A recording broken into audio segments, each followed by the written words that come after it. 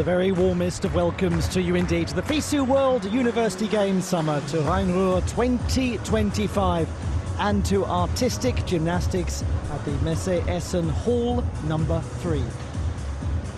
This is the third day of artistic gymnastics competition, and it is the first day of the women's events.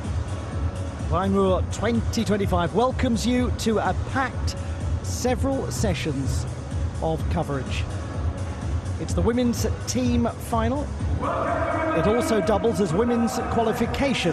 We've already had one subdivision solely for individuals, but now subdivisions 2, 3 and 4 taking place right the way into the night will decide the team gold medal at these championships. And it may well be that the first team subdivision produces a medalist. It did in the men's event. The Canadians took silver from the first subdivision of the team competition. Switzerland took the bronze from an early subdivision themselves. And then Japan, in the last subdivision, won the gold. Now to the women's competition and the teams taking part today. Representation from Australia, from the Netherlands.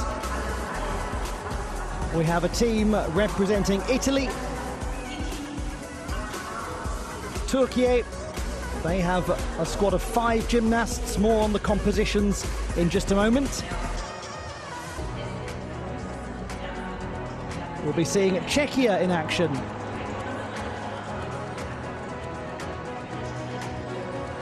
And a team representing France.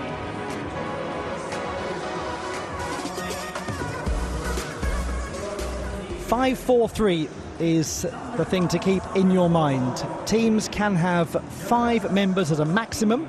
They may only put up 4 gymnasts on each apparatus, and only 3 scores count. So the 5-4-3 system in operation for this team final. It's a little unusual to have that particular scoring system, but it's because it also doubles as qualification, so it's designed to give gymnasts the opportunity, as many as possible, to actually take to the apparatus. Indeed, we had a situation yesterday where the Japanese men produced the top 4 scores on the parallel bars. Only 3 of those scores were useful for their team score, but they all had to be given the opportunity to go out and produce all-around and parallel bar scores that could potentially be of use to them. The Italians will be on the uneven bars. Australia will start on the vault. Just 3 gymnasts in the Italian team, so every score will need to count for them. That's the same for Australia and for the Netherlands. The remaining 3 teams in this particular cluster of gymnasts, they have the opportunity to discard a score, or even the opportunity to be quite selective with who they actually put out on the apparatus, to bring some specialists with them.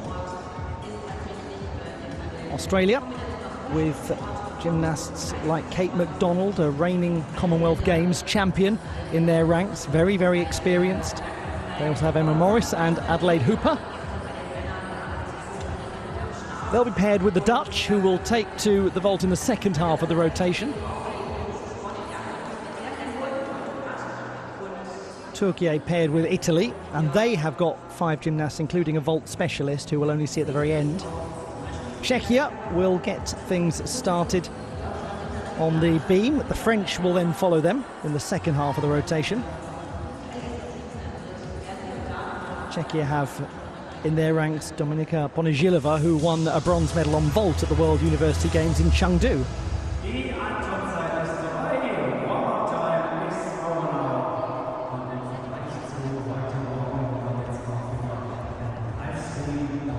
This is the very start of the women's team competition. Sabina Halová is the very first to go. She represents Czechia, and she represents the University of Physical Education and Sports Palestra in Prague.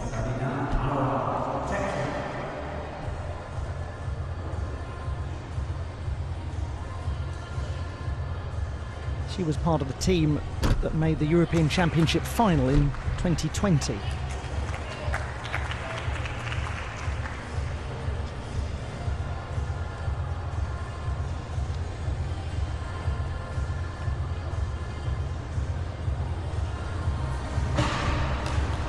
Gets through the illusion turn. The side somersault too, with a little adjustment.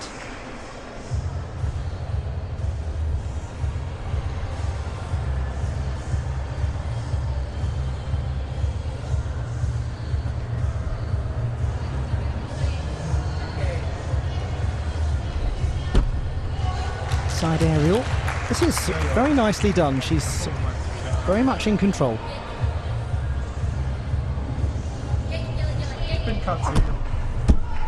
And a simple dismount, but a successful one from Sabina Halova. That's a very good start for Czechia. So important that the opening gymnast on beam goes cleanly through their routine. In doing so, it reduces the pressure.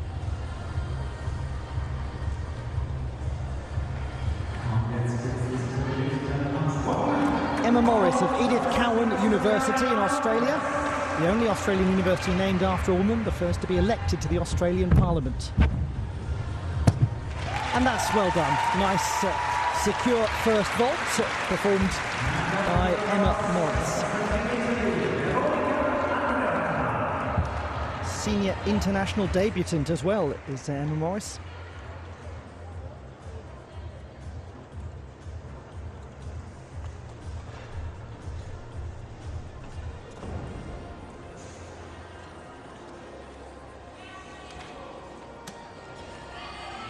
She's a very interesting individual, completed her advanced judging course last year, so can now judge up to level 10.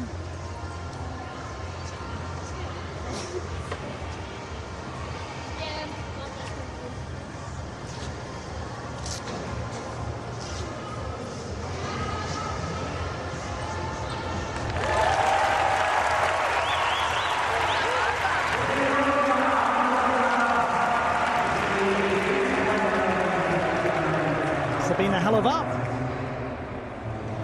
also here with sister Daniela. 12.45 the beam score for Sabina Halova. She will be attempting qualification for the all-around competition as well. We now go to Aneta Vlasova, next to take to the beam for Team Czechia. She is an Olympian from Tokyo. It was actually in Munich in 2022 that she competed at the European Championships. So she's very used to being in this country. Regrettably, she's come off and immediately felt some pain. It looked as though she was in some discomfort. Maybe just a sense of coming off the apparatus.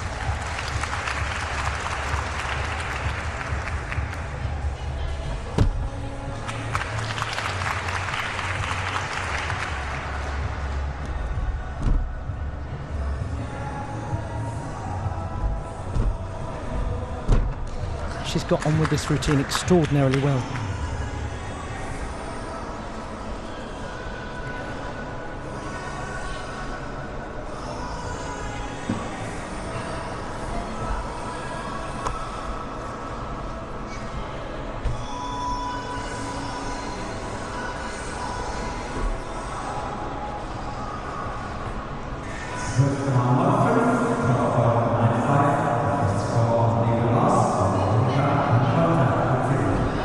Very good control.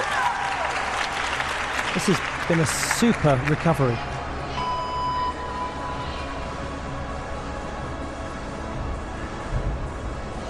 Sets herself for the dismount. And performs it excellently. Well, I did wonder at first if she was in some physical discomfort. I may have made a misjudgment on that. And it looks as though that's not the case, because she got on with the remainder of that routine with extraordinary poise. Very well done from Aneta Vlasova.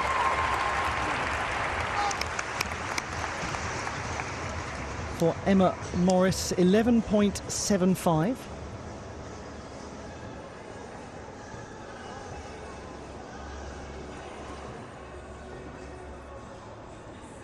We go to Carolina James of the University of Bologna, and this is one of those special moments that we always point out when there is a gymnast from this institution. I'll come back to it in a moment as she first delivers a good Kachev. Into the back salto. Van Leven to go back up to high, working nicely here.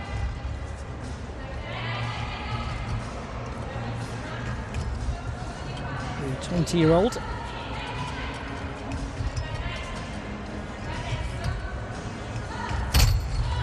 And a double layout to dismount, the hands very close to going down. Now the reason why we always raise a metaphorical glass to any gymnast from the University of Bologna, where she is a student of biology, is that it was founded in 1088 and is recognised as the oldest university in continuous operation in the world, the first degree awarding institute of higher learning.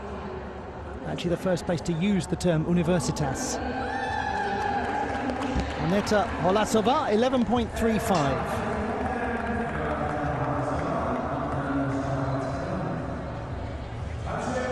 This is Daniela Halova. Like her sister Sabina, is at the University of Physical Education and Sports Palestra. Palestra is the ancient concept, the Greek concept of young people exercising in an attempt to achieve the ideal harmony between body and spirit.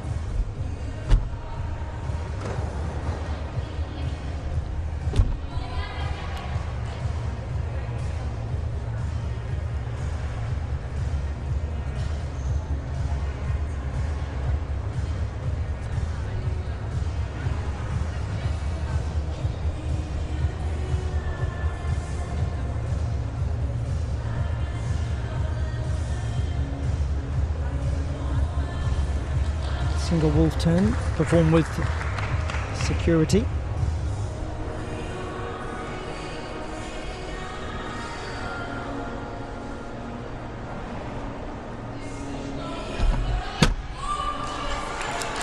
A little series of adjustment steps.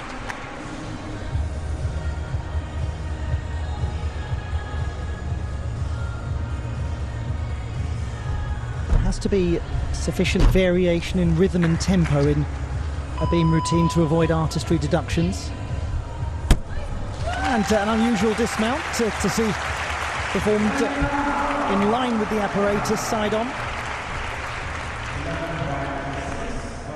Daniela Halova. We've seen some good work, haven't we, from Czechia to open their account.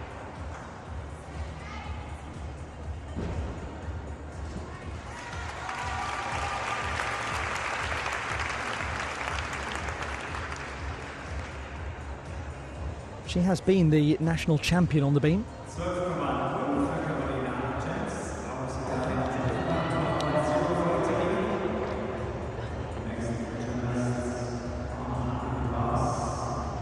Now, Carolina James, score of 12 exactly. To Marta Ugeri of the University of Pavia. The university founded in 1361, over 650 years ago.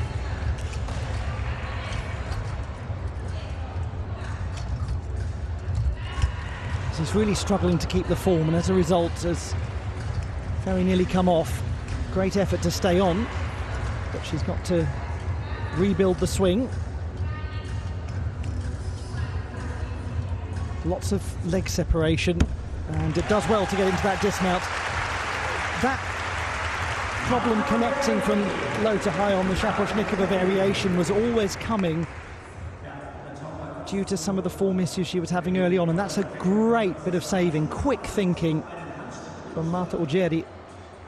Well done to her. She's 22, from Lodi in Lombardy, beautiful northern part of the country. I'll just remind you, all of the Italians are performing on every single piece.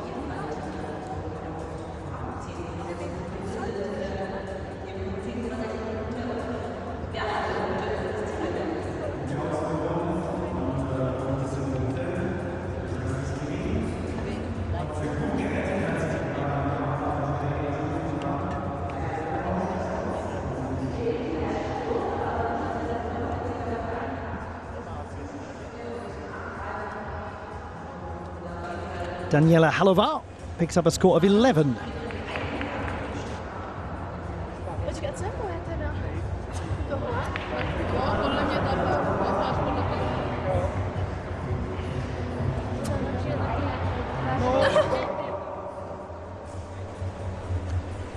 We're now with Dominika Ponižilova, vault bronze medalist at the World University Games in Chengdu, her first ever senior international medal. She just won 2 gold medals at the national championships during her university examination season. And she mounts well. It's a little adjustment.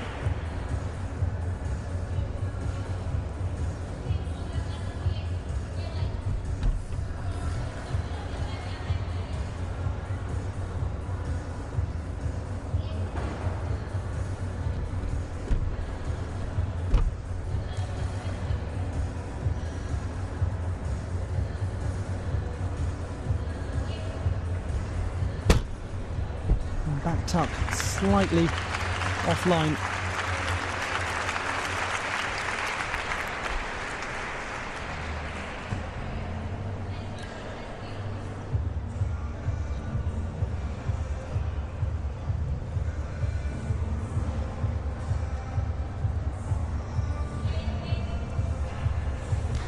Double wolf turn, that was very horizontally stable.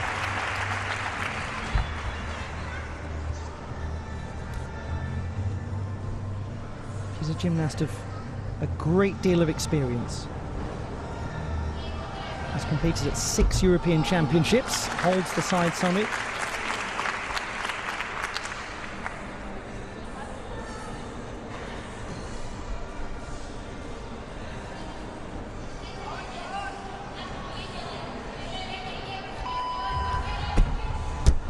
And a nice twisting dismount from Dominika Ponižilova. The gymnast from Brno, the second city of Czechia. She's at the Thomas Bata University in Zlín. Dobrý všecko. Jo.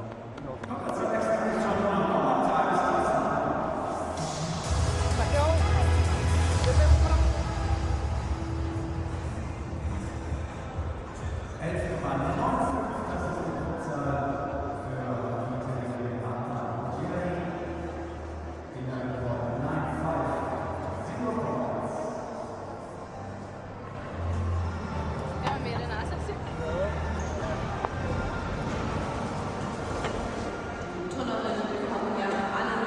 Marta Uggieri scoring 11.95 for the Italians on the uneven bars.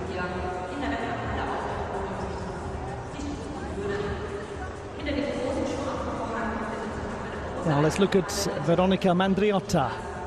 This is the third and final Italian to perform on the uneven bars. Student at Mercatorum University, the University of the Italian Chambers of Commerce.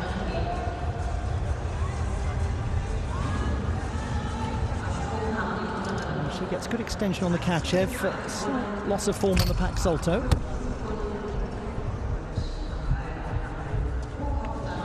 Needs to build up the swingfulness, which she does to get from low to high.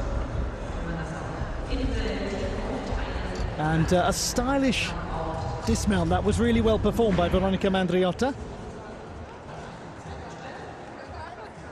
She's competed a lot in the Serie A system, the Italian league, over the course of the season. And she was the reserve gymnast for the last World Championships. And it's 12.95. Easy to see why that is by some way the strongest score that we've seen from the Italians on the uneven bars. It's the 4th best score we've seen overall on the apparatus. Dominika Ponižilova picking up a 10.95 on beam. And that is the score that will not be counted by Czechia. It would have been close to a 12 had she not had to take that full mark for the unintentional dismount. So 12.45 for Czechia, the best score. Now we move to the Netherlands. They'll be at the vaulting table. We've got Sam van der Hilst, who will be doing 2 vaults, Meike Janssen and Misha Marchena only vaulting once. And of course, those of you who watch a lot of team gymnastics will know that it is only the first vault that counts for the team, but the second is what you must do if you want to be in the vault final. Turkey will make their first appearance. They're on the uneven bars. They have on that apparatus Nazli Savranbashi, who's been a World Cup champion on the uneven bars. Bengüsü Yıldız, who we just saw a moment ago. As we look at Nazli Savranbashi, Yıldız has been a medalist at the Turkish Championships and the Islamic Solidarity Games on the uneven bars. The French will be on beam. They have in their team Celia Serba, Alison Lab, Maeva Gary and Alize Letrange-Moaki.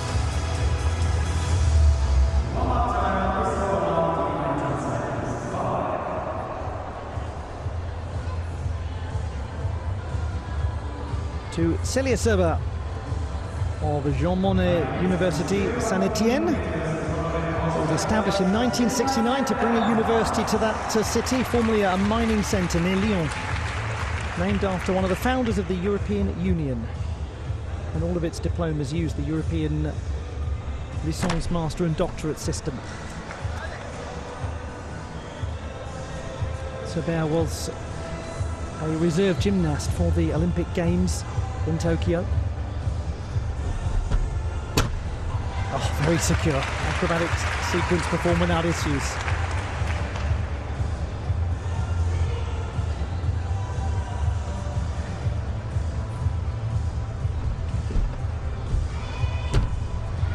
And that's in the 180-degree turn of the body with very good alignment. Same with the walkover, very good alignment. This is a composed and assured display from an experienced athlete. Oh, and then, what a save. Thought that she was hurtling off backwards after the wolf turns. The hand nearly went down, nearly completely tumbled off. That's the aforementioned experience. Kept it in check. Side aerial with not huge amounts of adjustment throughout this routine, apart from those wolf turns.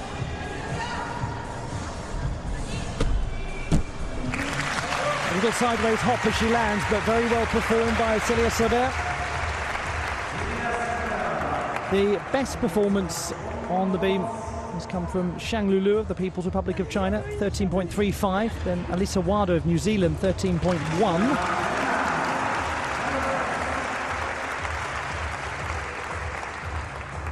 We now go to Bilge Tarhan of Marmara University,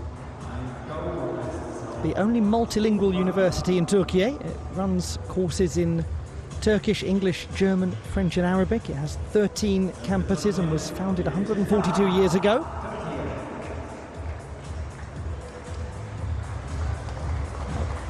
Bilge Tarhan will obviously want to do very well on this apparatus, but her focus after this will be very firmly on the vault, where she's going to finish, because she was 4th at the last World University Games on vault. She's got unfinished business on the apparatus.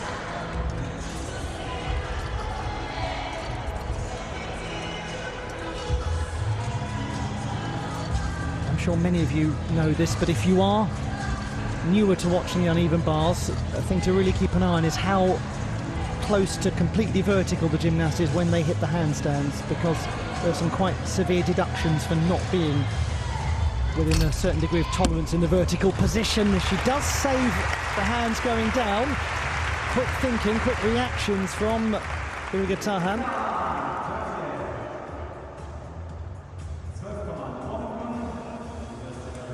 But yes, 10 degrees of vertical for the difficulty credit for your handstands.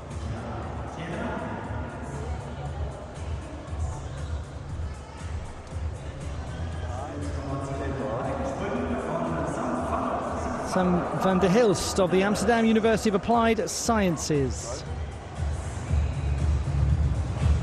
She was the bronze medalist on vault at the National Championships last month. A 19-year-old. And that's a very secure for twisting Yurchenko.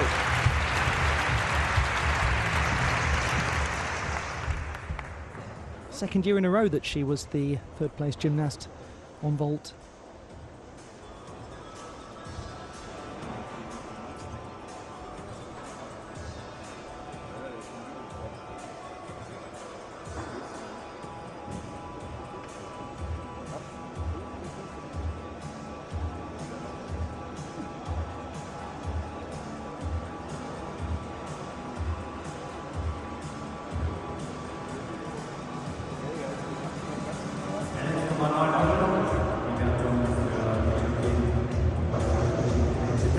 Welcome to those of you just joining the action. You're watching the Rhein-Ruhr 2025 World University Games.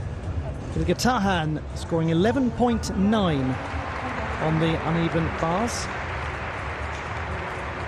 We've already had Italy, who are paired with Turkey. They'll move round at the same time as them.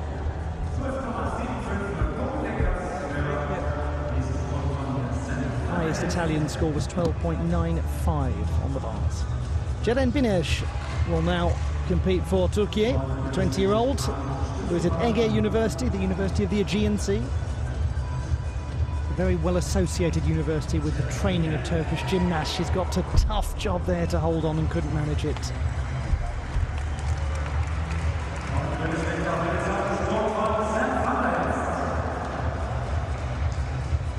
Turkey will put up 4 gymnasts on the uneven bars, and I'll just remind you of that axiom I was referring to at the start of 5-4-3. You can have a maximum of 5 in the team, a maximum of 4 per rotation, and only 3 scores will count. You have to have 3 to count for it to be a team contribution and to be part of the team ranking.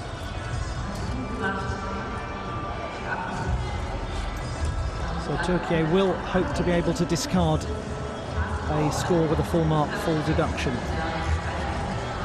That's a nice Straddle-Jäger.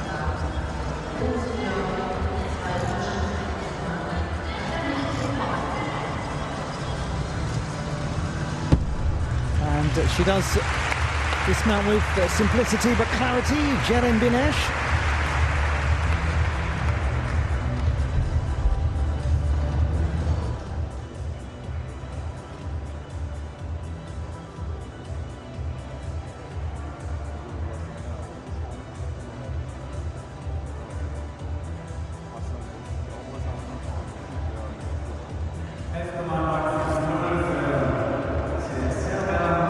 In this subdivision, Czechia and France. So Czechia were on the beam in the first half of the rotation. We're now with the French. Celia Serber, 11.95. There was a subdivision before this that was only for individuals. I'll keep you abreast of what happened there as well when I get the opportunity. Meke Janssen next to compete for the Netherlands. From the University of the Applied Sciences. It calls itself the University of Agribusiness, Food and Living Environment.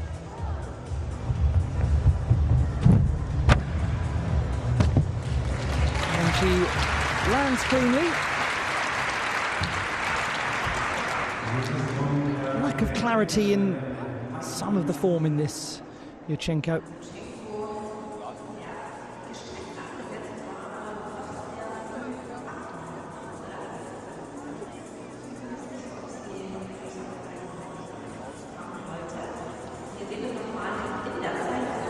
She got the body around and did well to stabilise the landing.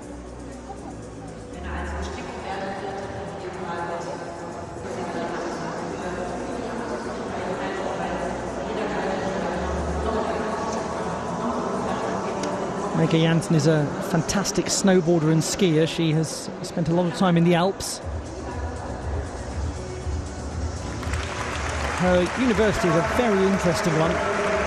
Runs courses in things like animal husbandry, food innovation, horticulture and business management. 10.55 is the score on the uneven bars for Ceren Bines. And we go to the oldest, most experienced member of the Turkey team. The Olympian Nazli Savdanbashi, 21, and so associated with this apparatus. A World Cup champion on the uneven bars. Pack salto is assured. A little leg separation on the Van Leuven. Shaposhnikova variation. Into the piked Jaeger. Has a reset of the handstand, but she controls it well and powers into a great old dismount. Very nice. That was exciting from Nazli Savdanbashi.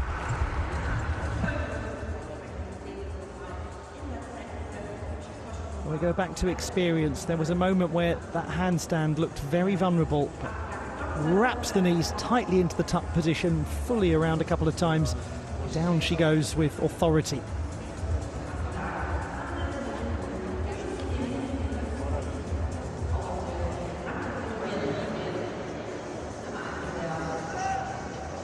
.95 for Mike Janssen.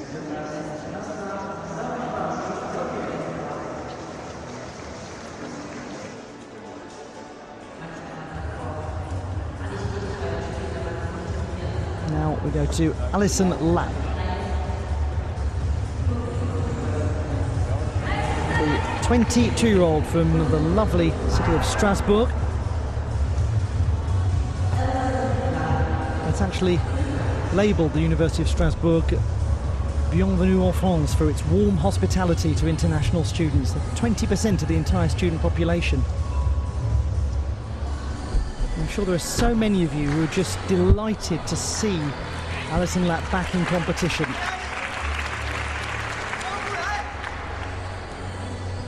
She's got a really quite wonderful and inspirational story that will get its airing in due course.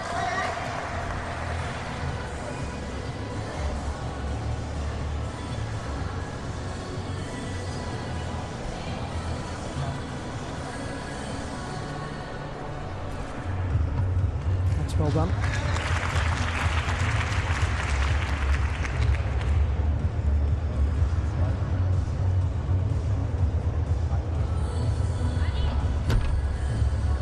Great walkover.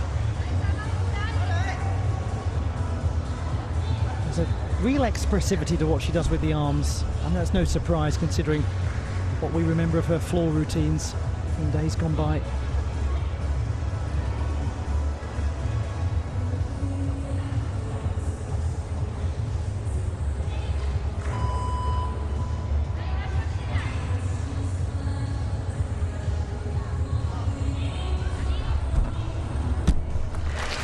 Good dismount.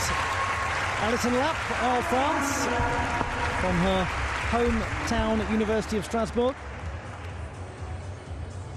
Yes, there was the loss of contact with the apparatus, the full mark deduction, but the dance-like quality to her work was just delightful to watch. 13.1, Nazli Savdanbashi, best score we've seen so far in this subdivision on the uneven bars, and it is the 4th best overall. We go to Bengüsü Yıldız, the 18-year-old, one of 2 18-year-olds in Team Turkey. It is the Maloney to transition, and then a rather separated pack salto. That time the Van Leuven, and it didn't have the most clear form. The straddle Jaeger was much more secure. And a good dismount double tuck, very nice. Elegant and poised that to conclude from Bengüsü Yıldız. The undergraduate at Ankara Yildirim Beyazıt University, a new university of 16,000 students, opened in 2010. Already achieved a lot of fame for its School of Medicine.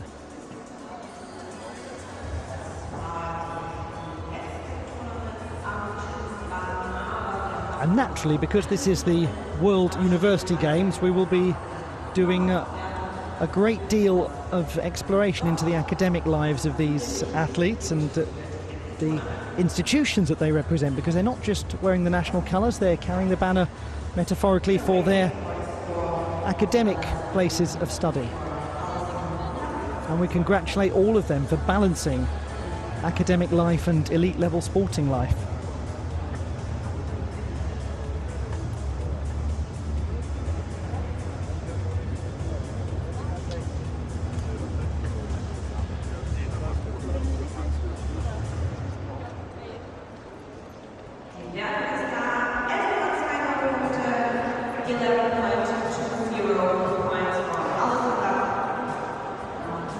Alison Lapp, 11.2.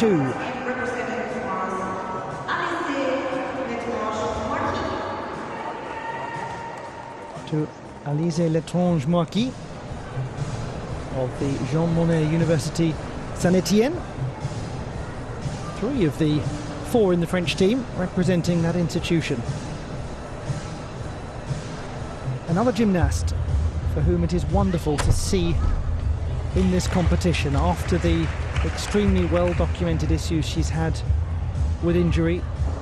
She broke her foot in 2021, was unable to be part of the Olympic Games selection process, and then it happened twice more in quick succession. So she actually announced her retirement and has come back, and wow, has she come back. Actually won 4 gold medals at the top 12 domestic competition last November, including on this apparatus. You may be able to see why.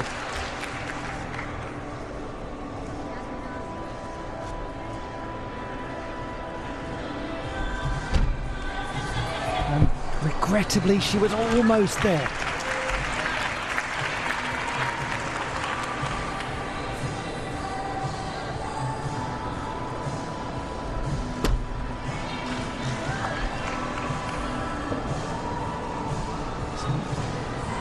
Very impressive work on this apparatus.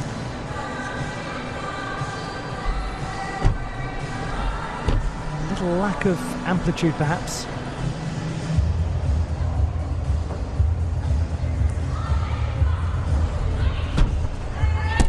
But the back double tuck to dismount was authoritative and never seemed in doubt.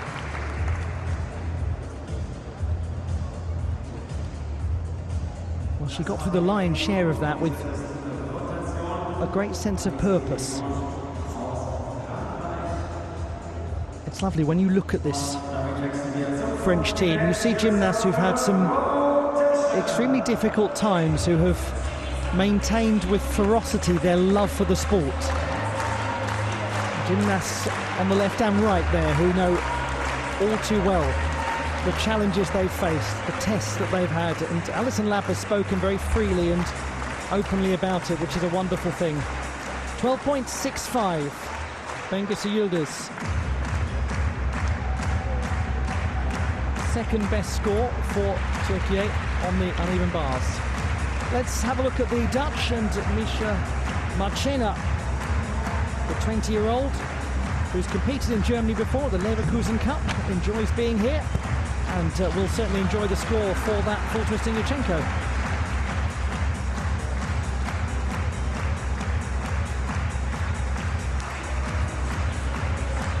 There may have been in places just a little lack of tidiness with the arms, but the overall form of it was really strong. 12.9 is the score.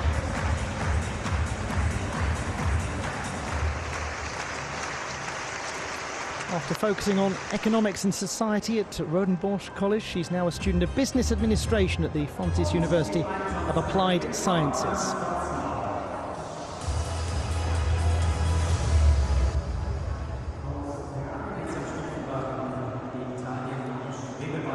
Just as soon as we have the final scores calculated on beam, we'll hopefully be able to give you a sense of the standings, but there's a long way to go anyway, so any standings that we bring you at this stage are very intermediary, to say the least, because we've got teams waiting in the wings to get involved. 2 full subdivisions still to come today. And it's a wonderful pleasure to have your company wherever it is you're watching the action from at Rhine-Ruhr 2025. So just to remind you, we have Australia and the Netherlands, we have Italy and Turkey, and we have Czechia and France functioning as paired nations, if you will. The first half of the rotation, we'll come back to that in a moment.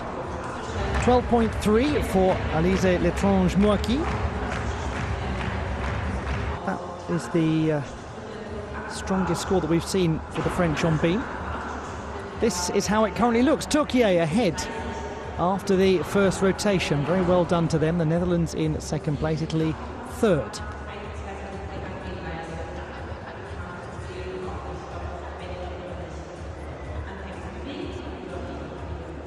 As I was saying earlier, we have 3 sets of teams, so 6 teams in total in this subdivision. The first half of the rotation belonging to Australia, Italy and Czechia, the second half belonging to the Netherlands, Turkey and France.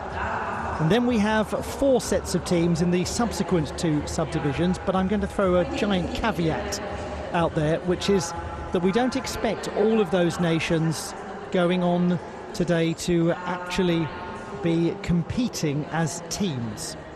That's of no concern to the judges. They will just simply assess what is in front of them.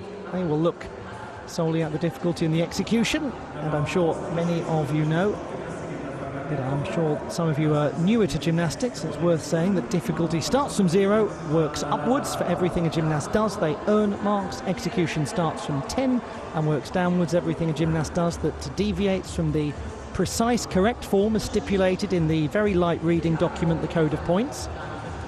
Not really, it's quite long. That will lose you marks. So difficulty, imagine an upwards arrow, execution a downwards arrow. And that's why it is what's known as the open code, because the difficulty is theoretically limitless. It isn't in practice because everything is stipulated in that document, the Code of Points, so you have to do things that are actually already recognised and addressed in there, or you do something new and submit it as an element and have it named after yourself. We go to Sabine Hallebar, competing on the floor for Czechia.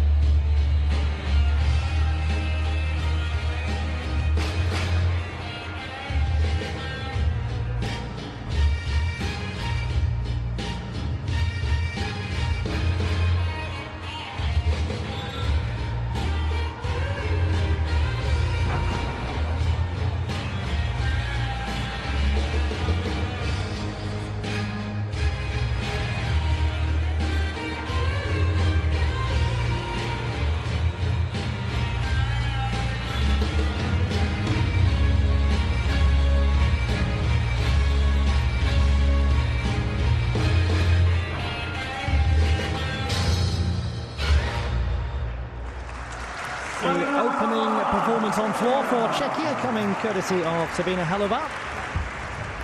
She has competed at World Cup events, including in Turkey earlier this year in Antalya. Now we're with the Italians at the vaulting table. No, we're not. We're on beam with Italy.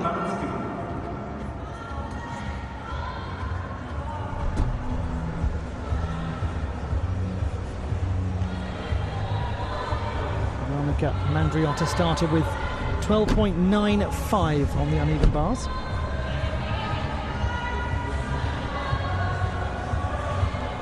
She has been a balance beam champion in World Cup competition. in Slovenia last year. Now, I just remind you that the Italian team will have to count every single score because they only have 3. And we're using the 5-4-3 system. 5 maximum in a team, 4 maximum per apparatus. 3 scores will count. But you can just use the 3-3-3 system. And that's what the Italians are doing.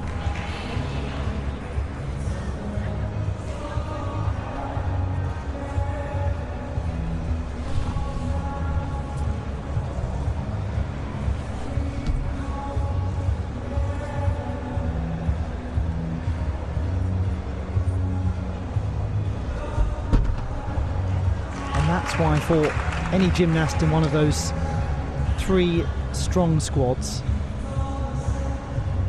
when they do come off the apparatus, when they do know they've taken a full mark deduction, how composed they are in getting on with the routine is going to be very important. And how composed she was in getting on with the routine. Well done to Veronica Mandriotta. All 3 of the Italian gymnasts will be bidding for a place in the 18-strong all-around final. Standard 2 per country limits apply, just as they do for the apparatus finals.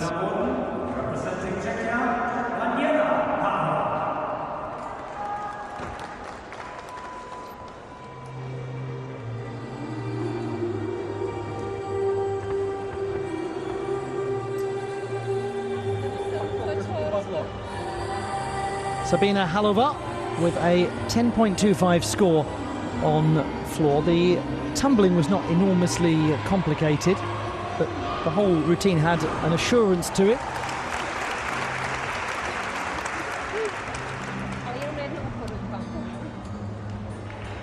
What a special moment it's got to be for the Halovas. This is Adelaide Hooper from Griffith University.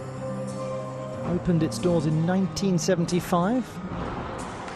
Created the first degree programmes in Australia in environmental sciences and Asian studies. And we welcome here to the World University Games the captain of Gold Coast Gymnastics, captain of the Queensland team.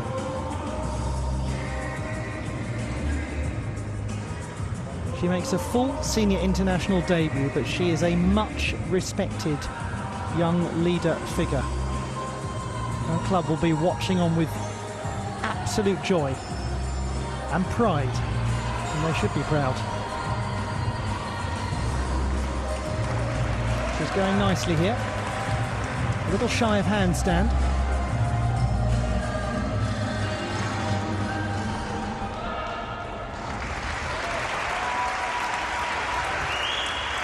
And she dismounts well. Job nicely done by Adelaide Hooper. You've got to be a really respected character to be given the captaincy of your squad. Because you've got to be the one that, you know, everyone can count upon to have competition temperament. And to not just get gymnastics, but to get people. Because sport is first and foremost about people. Whatever the sport, everyone here at these games is a human being with a life outside of elite sport. And a life that hopefully enriches their elite sporting experience. Veronica Mandriotta, 11.65.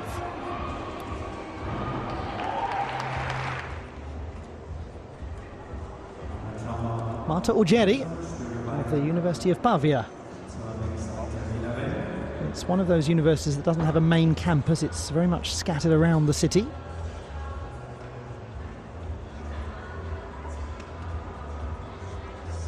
Stark contrast to the Messe Essen setup where we've got so many sports in adjacent halls. It feels like a campus of multi-sport games life. You walk right past the judo to get here. There's fencing, table tennis, many other sports.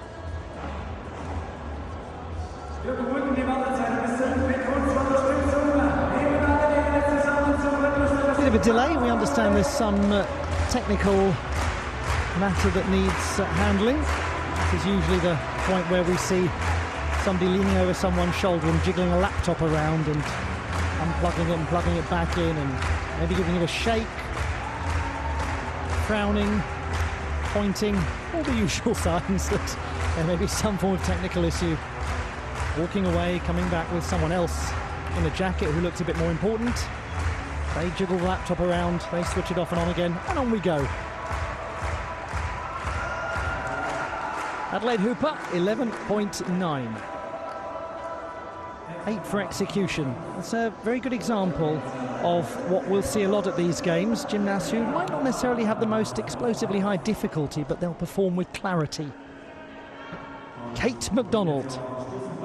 How wonderful to welcome one of the most experienced gymnasts in her country, one of the most respected in the world, and she is a World Cup champion. She's also been a medalist on the uneven bars. You can see here, I'm sure, the ferocity of her swing. Really good height on the release. Van Leeuwen, the legs were very strong in form, the feet stayed together. Yeah, that's a great routine. Oh, well done. Kate MacDonald, welcome to the Games. A student of the Bachelor of Environmental Management and Sustainability course at Deakin University. And the reigning Commonwealth Games champion on the beam.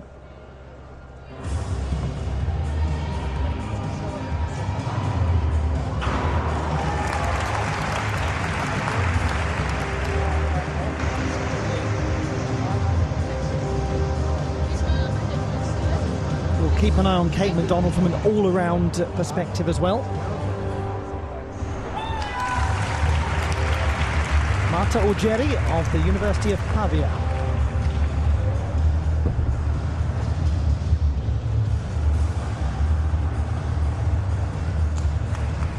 The Italian team coming to the close of their beam rotation.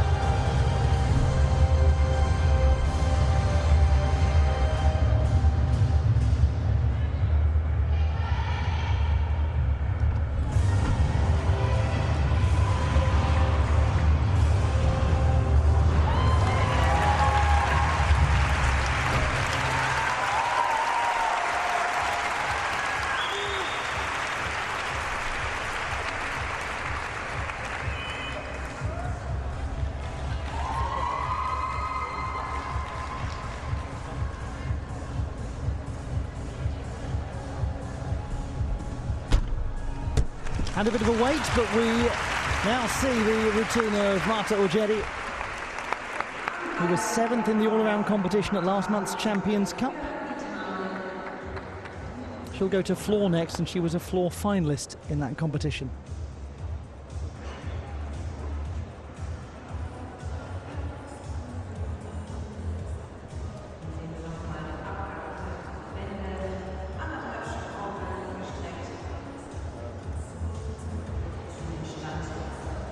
Tomorrow we have the all-around finals for both women and men, and then on the final day of the gymnastics competition, Saturday, we've got all 10 apparatus finals.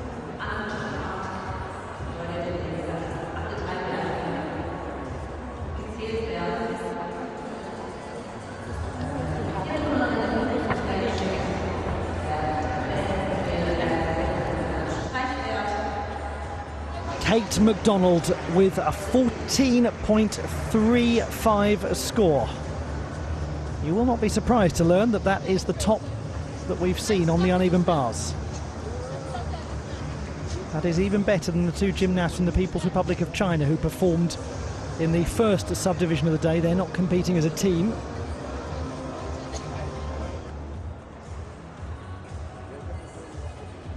Now it is Dominika Ponižilova next on floor for the team from Czechia.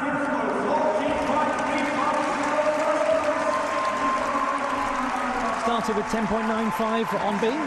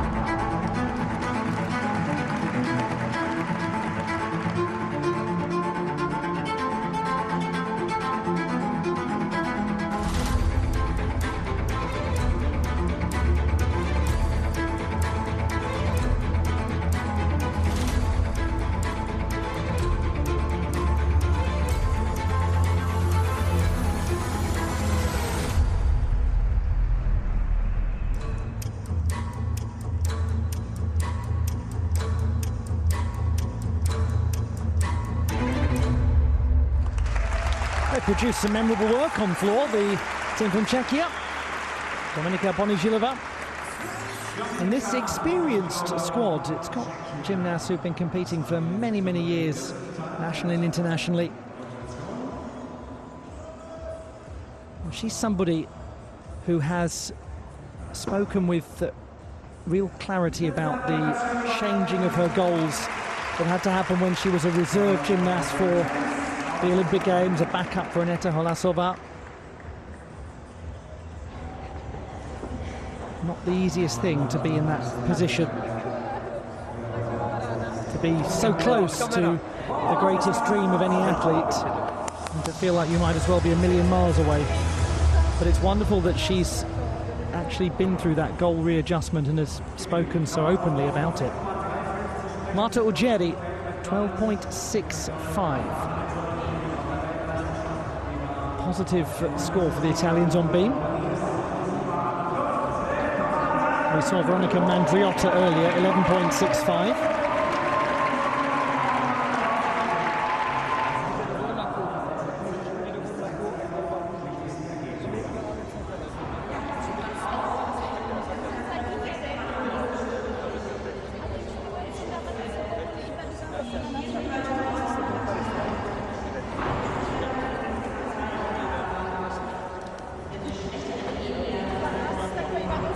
And 12 is the score for Dominika Ponižilova.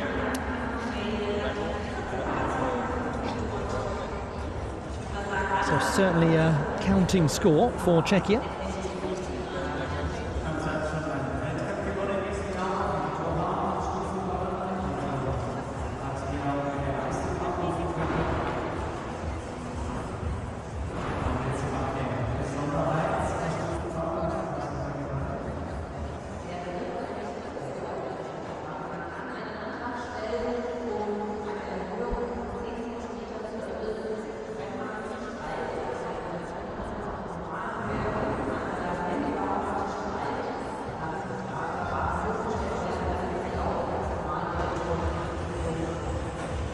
Welcome to those of you just joining. We are now in the halfway point between rotations.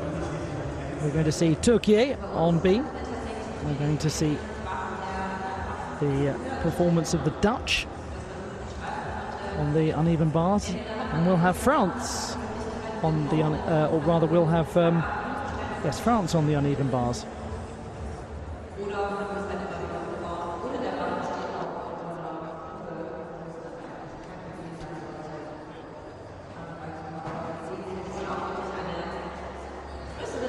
It will be France on floor. Apologies, I'm just getting myself slightly muddled.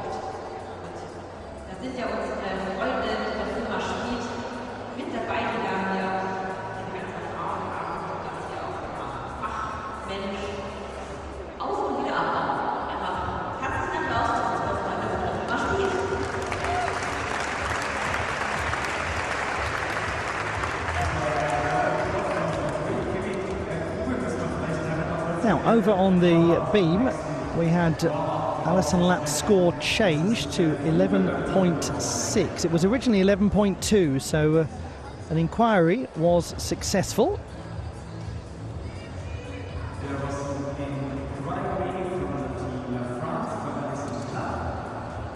Good decision made to challenge that. The gymnast who did do a year of collegiate gymnastics at Long Island University in New York before returning to her club and carrying on competing in events like the top 12.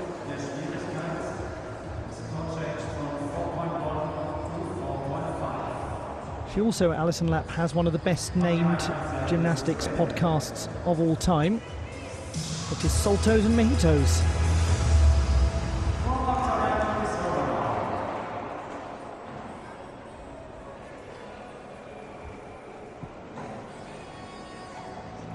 The French are competing on floor, and representing them, Maëva Guéry. The 20-year-old is from the Atlantic coast in Saint-Nazaire, directly west of Nantes.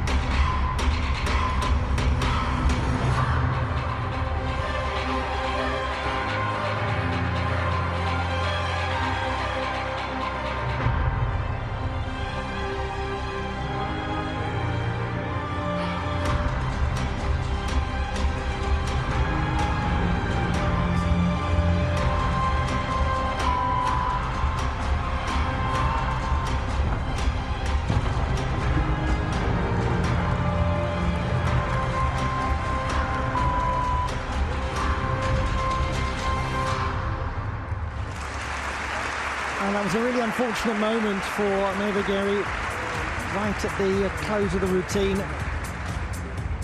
Full mark to go, and then other issues to come with it. Sam van der Hilst.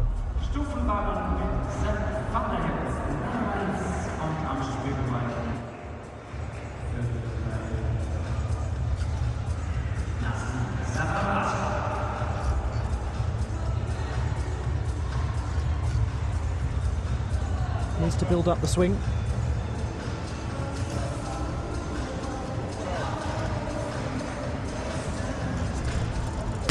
And she does do so.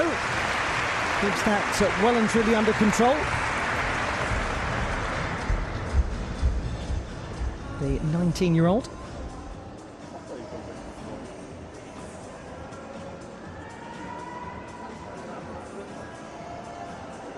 Difficult because she came pretty much down underneath the bar, and that required a fairly big show of strength, which was something that she managed.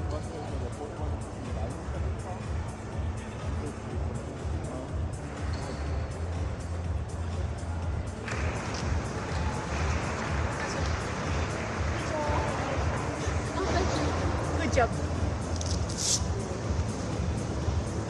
Always nice to see that display of sporting spirit and camaraderie that is present not just at the World University Games, but frankly in the vast majority of gymnastics competitions. It's a sport that leads by example, a sport that a lot of other sports would do well to learn from, frankly, how athletes treat each other.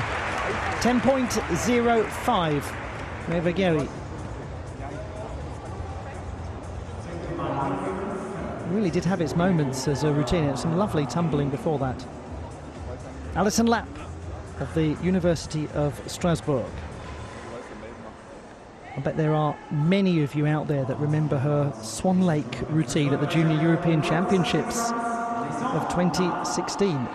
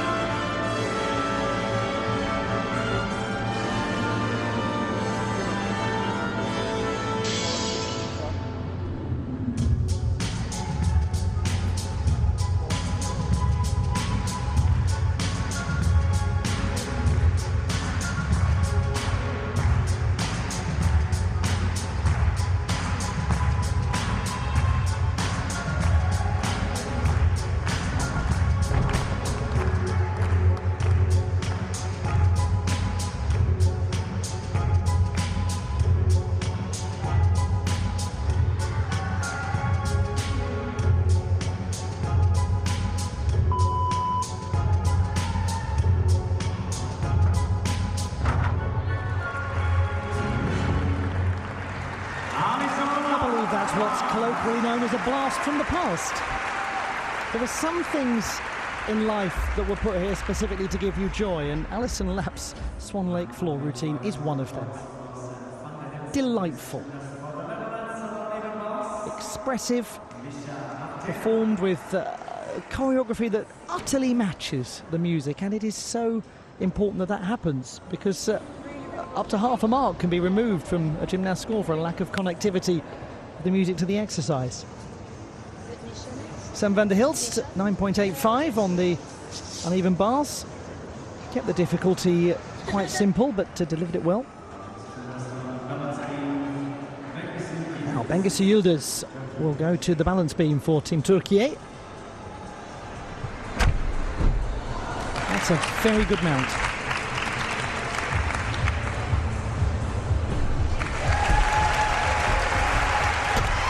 That's a lovely acrobatic sequence to follow.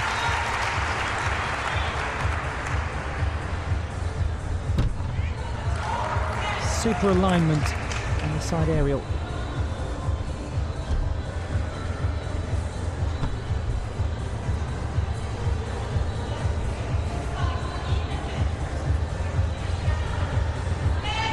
She was less aligned there, wasn't she, unfortunately, in the wolf turns. Clear oscillation on the horizontal axis. The whole thing just started to wobble.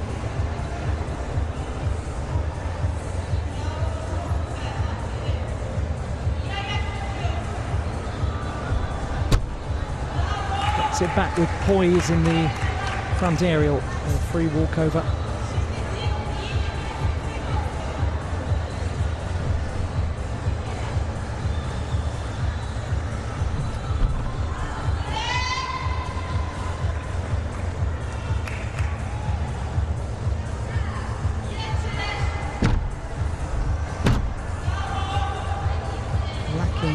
Sense of amplitude in the jumps.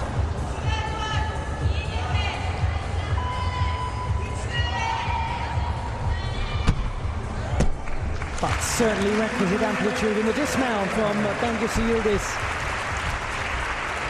The vast majority of it was very able.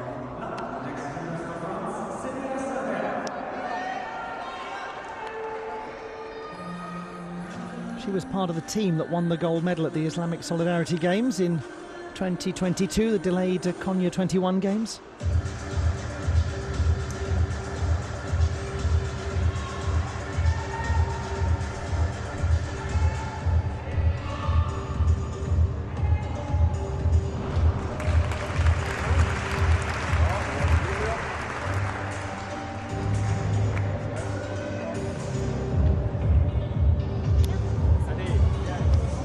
12.25 for that artistic performance from Alison Lapp. Welcome back. Just lovely to see her in this competition. Meke Janssen will be the next gymnast for the Netherlands to go to the uneven bars.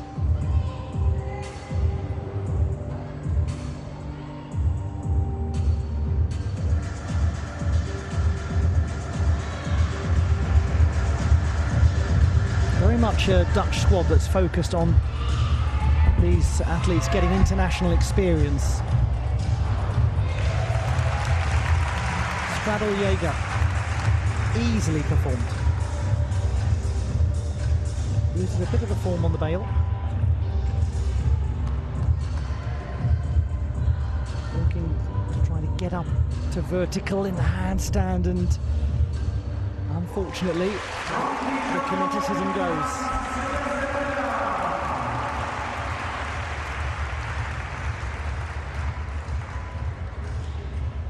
And I'm sure that for many of you who've practiced the sport or practiced any sport to any high level, it goes without saying that these moments where a gymnast comes off the apparatus, like all moments in sport, they tend to be quite marginal things. They tend to be small variations from that which is ideal that look enormous, because that's the cruelty of televised sport. Every little misjudgment, every little thing that goes slightly wrong, it looks huge.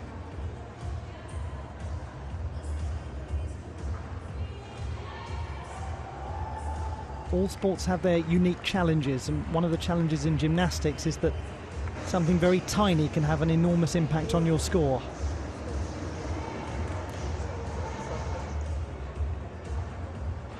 Cengiz Yildiz with an 11.6 score on the beam.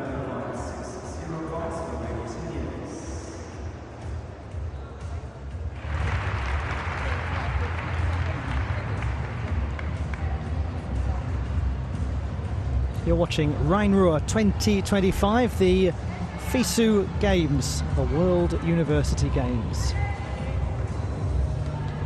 Competition that used to be known as the Universiade in years gone by.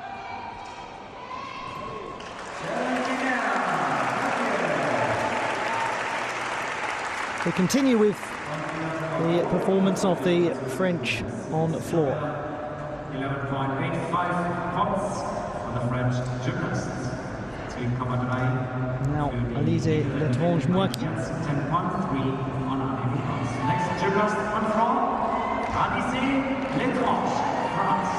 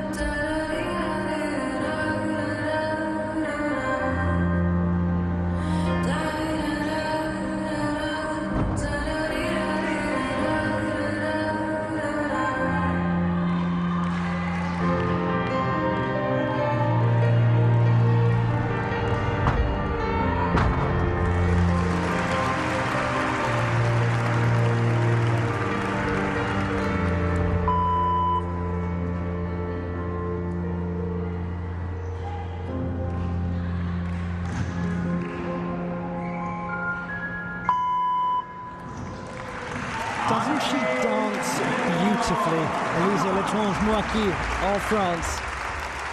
The opening choreography is utterly captivating.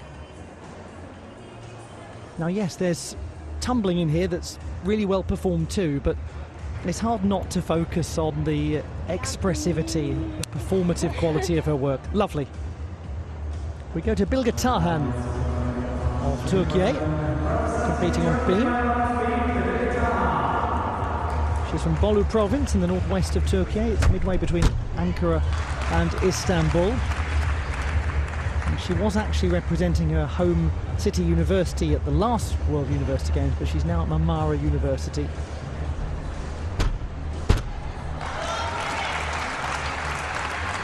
Turkey, I just remind you, leading after rotation 1. Well, you do get a higher degree of difficulty for any jumps performed in the side position. They're given one value higher than if you perform them in cross position.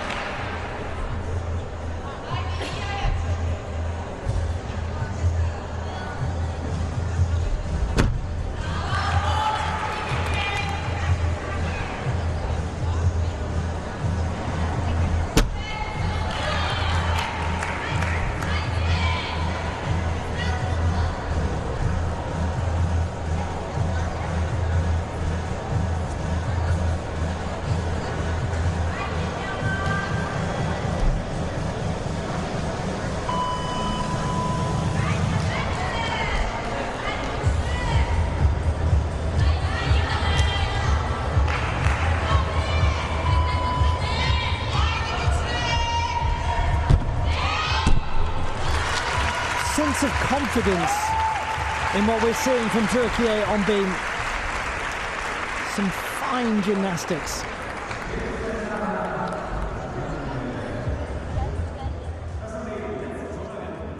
Always difficult when you start in a leading position, courtesy of something like bar, to then go to beam and hold on to it, but they are giving a good account of themselves.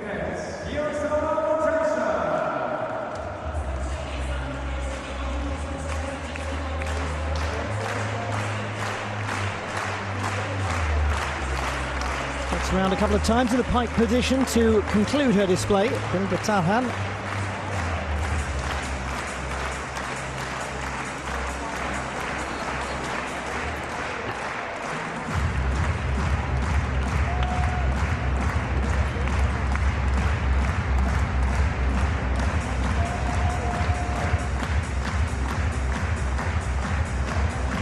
Mika Janssen's uneven bar score was 10.3.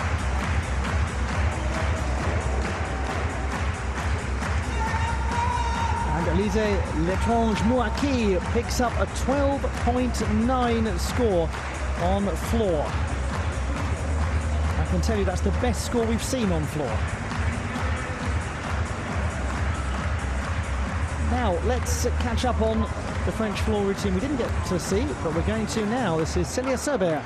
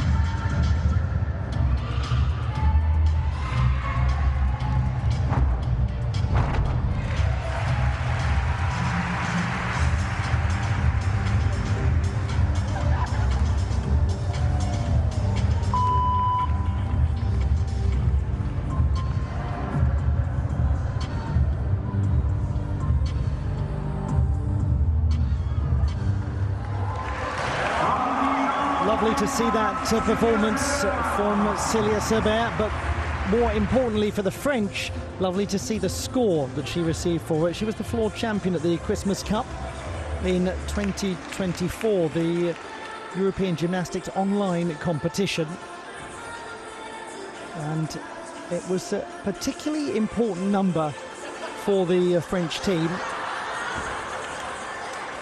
because they'd had the 10.05 for Maeva Guerry that we did look at during the rotation itself. Her score was 11.85. And the reason it's very important is because it sent the French into the lead.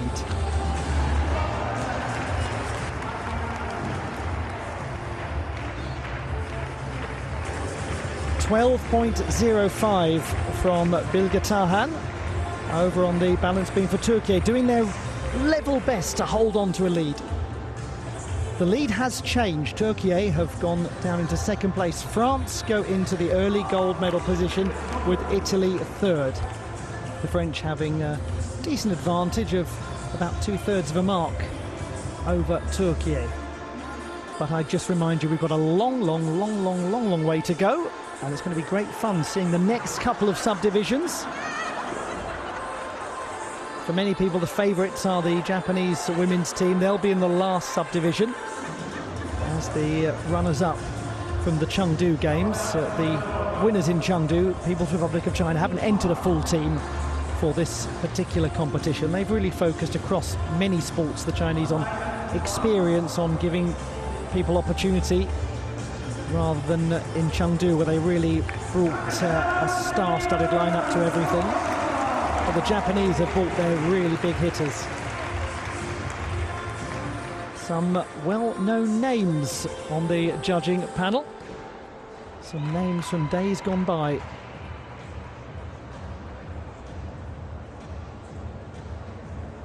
Good luck to all of the judges in discharging their duties.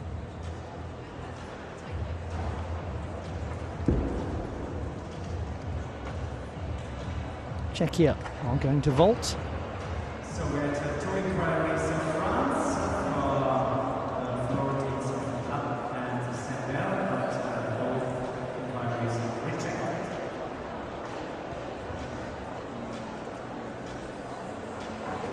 So, revision of the line is the 15 center.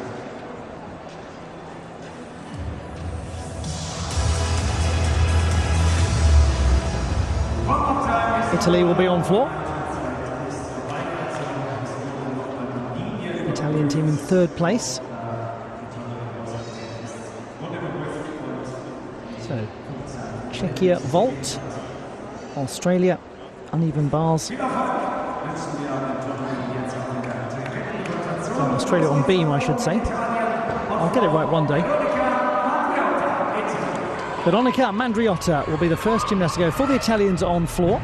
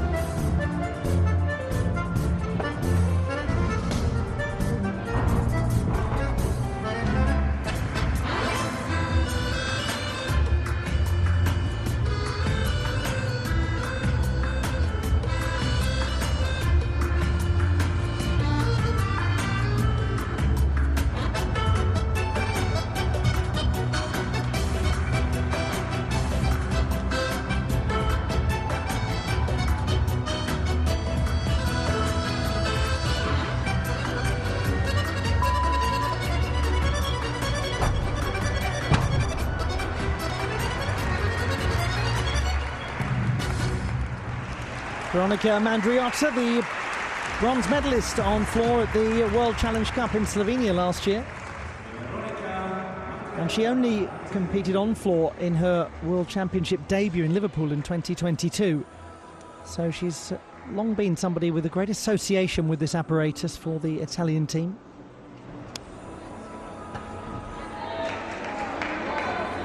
Big year for her last year, making the comeback after a difficult injury hit 2023. Dominika Ponižilova is now going to vault for Czechia, and she is the bronze medalist from the World University Games in Chengdu 2 years ago. It was an enormous moment in her career. She will be trying to get into the vault final, so she will vault twice. We'll focus our attentions firstly on this vault, which is for the team. And it's good. She does have quite a big movement backwards, though.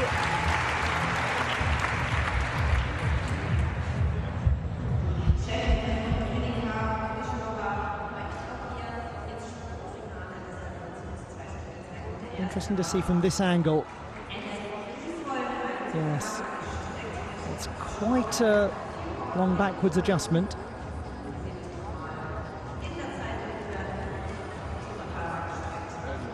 The layout Sukahara.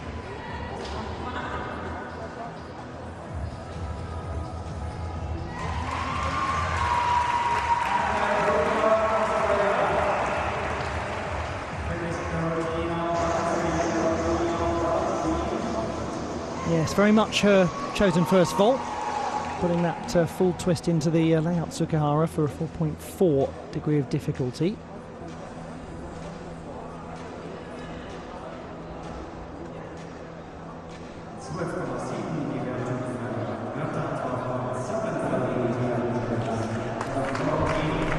.7, Veronika Mandriotta.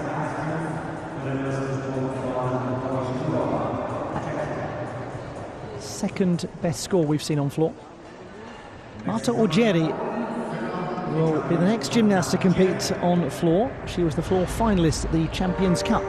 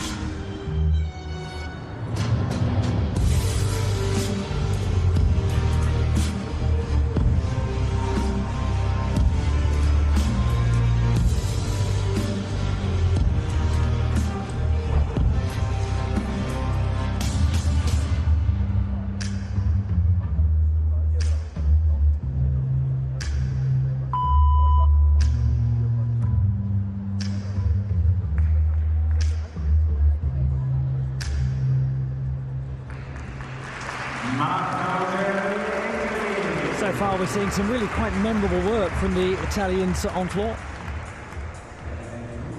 A sense of very deliberate choreography and of some rather effective tumbling. Jarred landing coming out of the double tuck.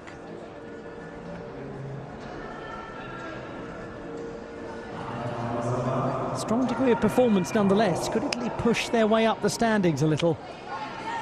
We'll head to vault next. Now, 13.15, Dominika Ponižilova. That's the vault that will count for the team. I'll also let you know about her second vault in a moment. Emma Morris of Edith Cowan University. Candle mount to start on beam. First gymnast at her club to go all the way from level 1 to level 10. Isn't that brilliant? She was 7th at the national championships in the all-around competition earlier this year.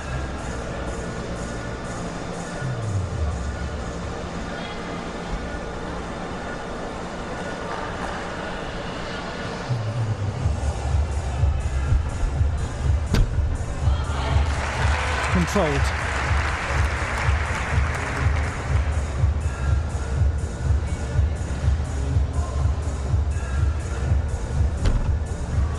Great free walkover. Such an occasion to make your senior international debut at the World University Games. Good hold. She's showing composure.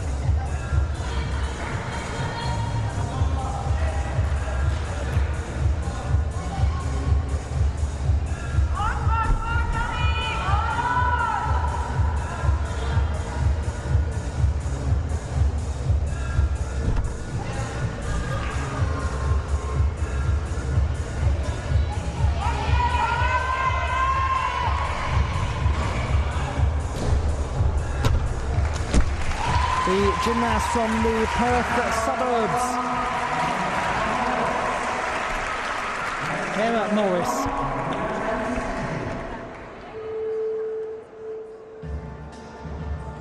Excellent display. That was a performance of a very stable gymnast.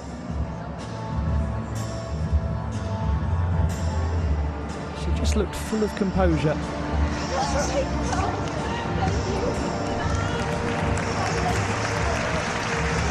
She may have lost her name badge, but we'll remember who she is. Won't forget that performance and that contribution to the Australian team.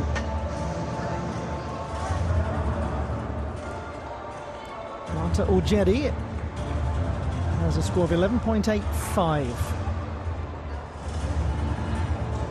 To go back to Dominika Ponizhilova, second best qualifier so far for vault. The top qualifier is Celeste Mordenti of Luxembourg. She had a very good day in the opening subdivision. Second best in the all-around qualification process at the moment as well, behind Shang Lulu of the People's Republic of China. Mordenti was producing personal best after personal best.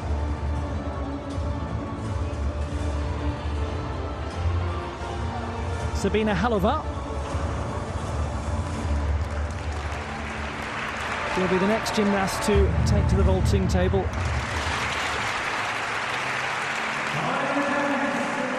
Or not.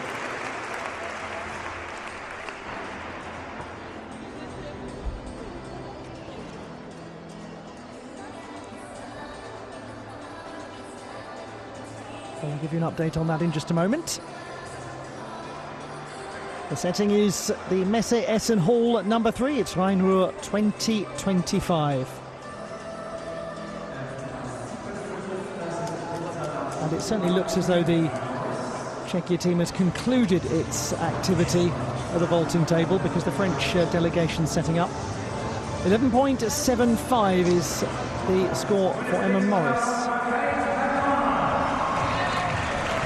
Now let's look back at Kate MacDonald of Deakin University, who was spectacular on the uneven bars. This is the reigning Commonwealth Games champion on the beam.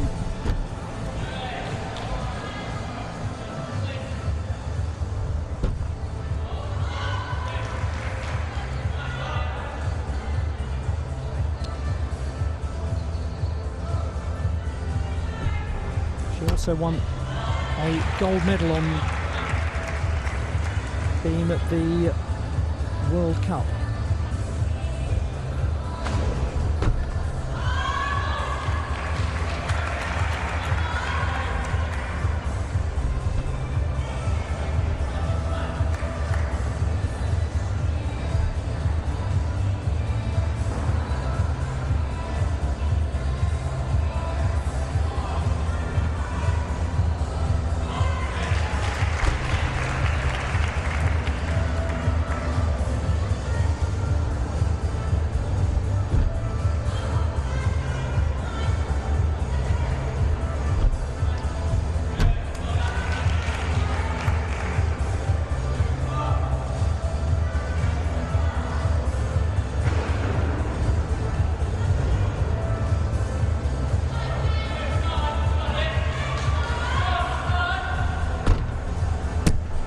She's an absolute joy to watch in this competition. Kate MacDonald of East Melbourne in Victoria.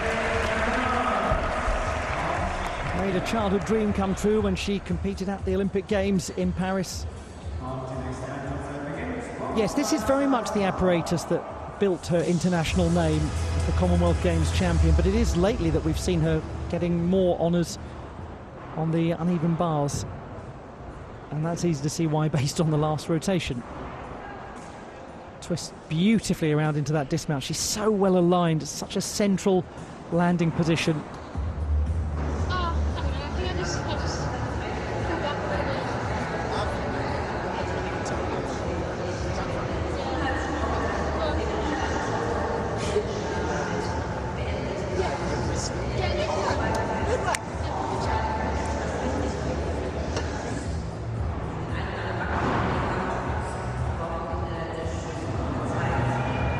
Now, we're going to revisit the performance of Czechia on vault. This is Aneta Holesová.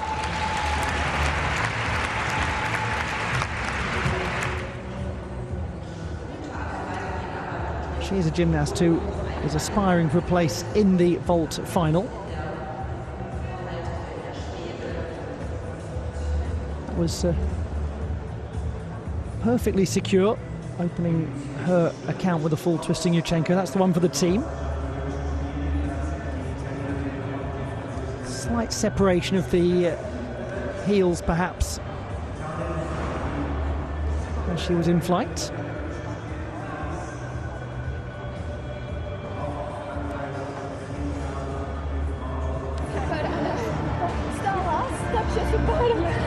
13.05, quite a useful number that produced for Czechia. And I can tell you that she's in 4th place in vault qualification overall after an 11.9 second vault. Kate MacDonald, 12.7 on beam.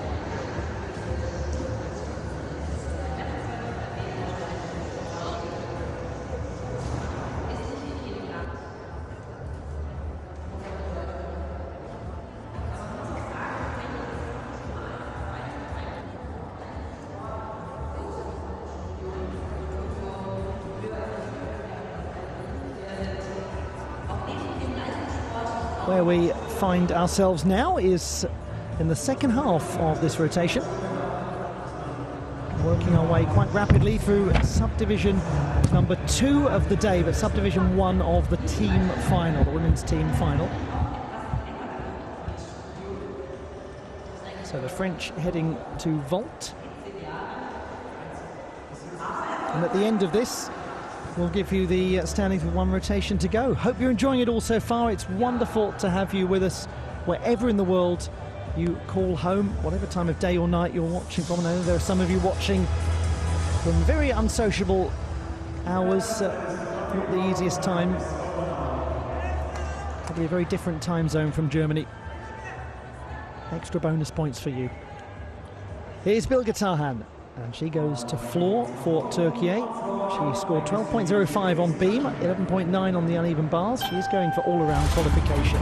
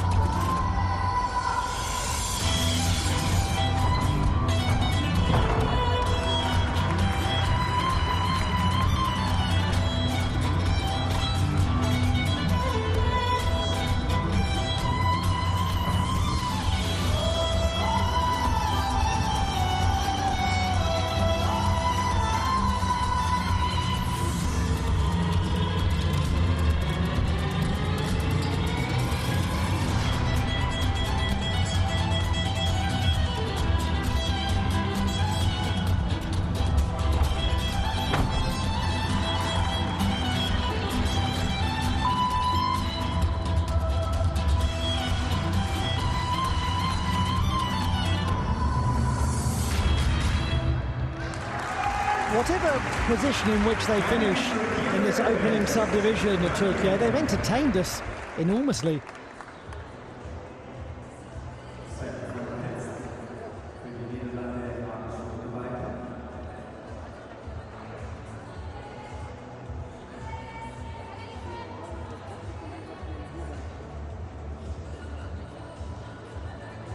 She's a gymnast now who has been around the international stage for quite a few years.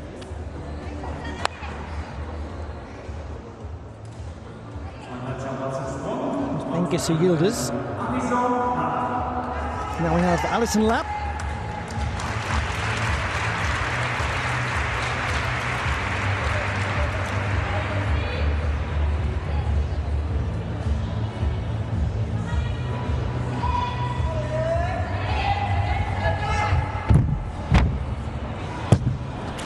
She vaults with confidence.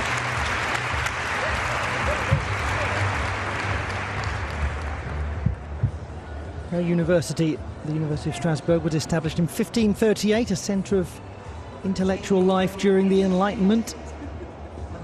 It's got an enormous history.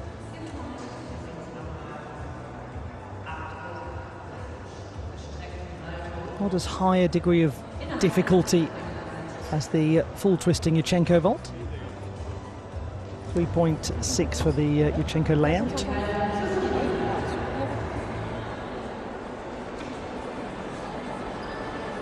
I think that's a love that is reciprocated by a great many gymnastics fans all around the world. I know there are a lot of you that have been watching specifically to see Alison Lapp back in competition internationally.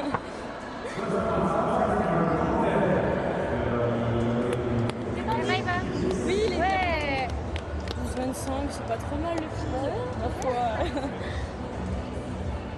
Allez Maëva, allez. Allez. Allez Maëva. Allez. Allez, allez. Allez Maëva, allez. Allez.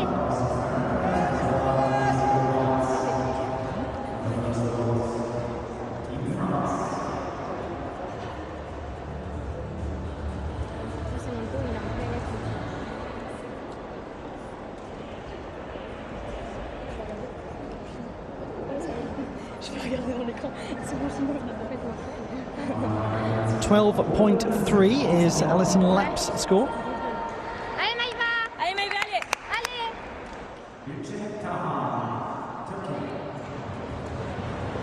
We go now to Maëva Gary.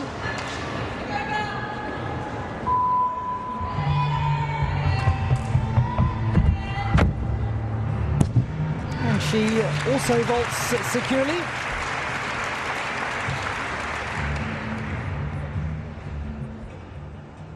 France, not with huge difficulty in their vaulting, but with nice, tidy execution. Was indicating the twisting version of the laid out Yurchenko on the vault board.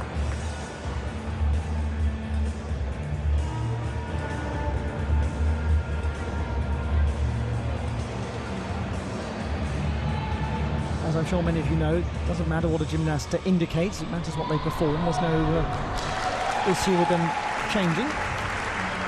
Maker Janssen will now go to the beam for the Netherlands.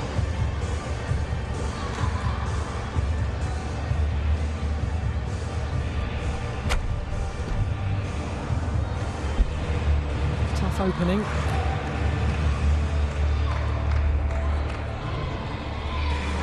One always feels, especially for any gymnast who comes off on the mount sequence. Tough to immediately reset, and she's doing her best.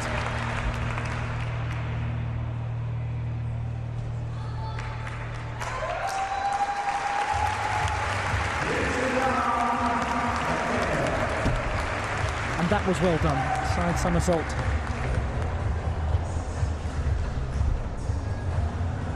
Nearly, she was close to holding it. Difficult jump to twist the body around and face the other direction and still be in alignment.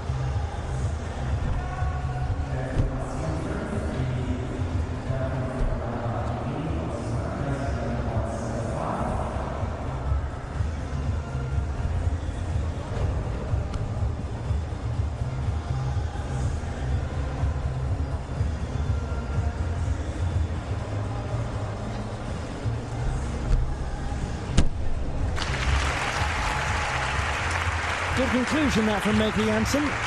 It's unfortunate that she came off a couple of times, because around that were moments where there was good quality, particularly the side somi.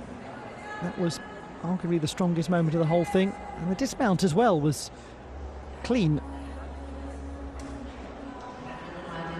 The Dutch unfortunately don't have the luxury of being able to discard any scores. There's only 3 of them. That was a 12.25 for Bengisi Yildiz on the floor. I think I might have given you Bilge Tahan's previous scores rather than Bengisi Yildiz at the start of that routine. Yildiz 12.65 and 11.65 on bars and beam. Nazli Savranbashi will now perform for Turkey. Made the final of the Osijek World Cup on floor. She was 5th. Also made the floor in the next World Cup she attended in Tashkent.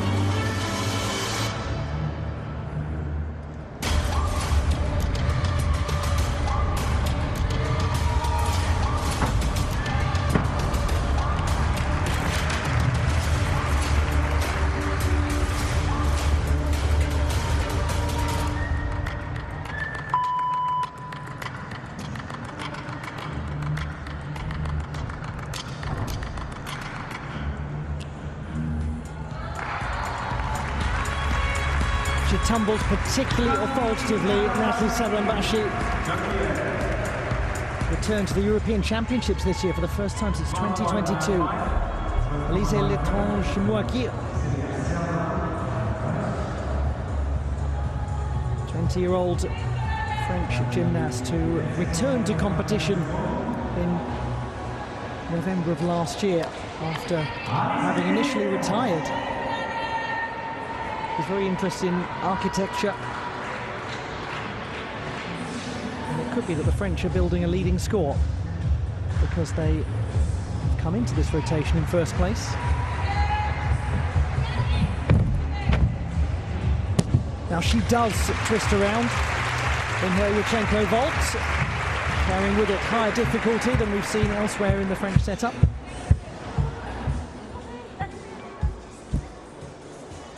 She's a gymnast who appears full of authority upon her return. 4.2 difficulty score on its way for this vault. We are anticipating some higher difficulties to come, particularly in later subdivisions. There will be some double twisting Yurchenkos.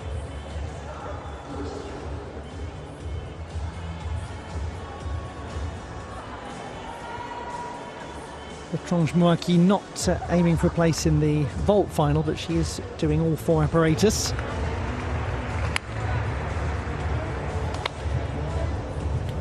Only 18 make it into the all-around final, by the way. It is a condensed format. Meke Janssen picks up a score of 9.15 on beam.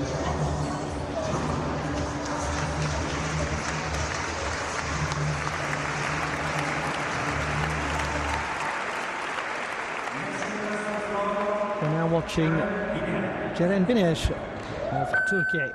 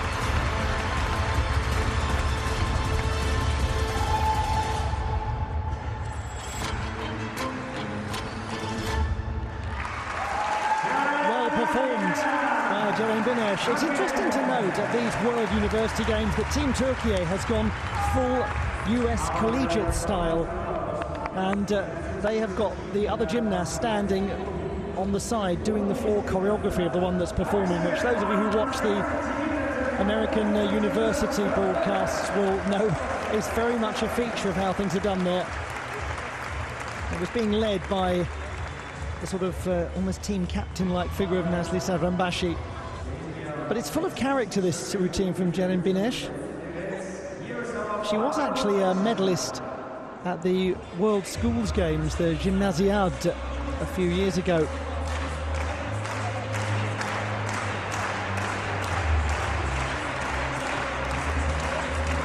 She's from the Konak region of Izmir province, which is the same part as most of the men's team. It's really disproportionate how many top-level gymnasts from Turkey have come from that particular city. Sometimes it happens, sometimes there are areas associated with the sport. 13.05 for the full twisting Yurchenko of Elise Letrange-Mourki.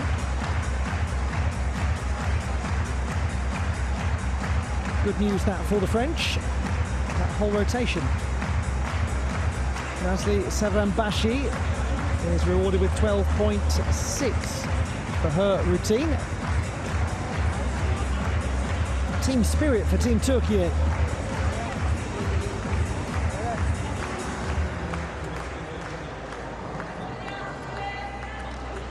Now, Celia Sobert. Looking back at the French vault rotation, and she also performed a full twist in Yurchenko.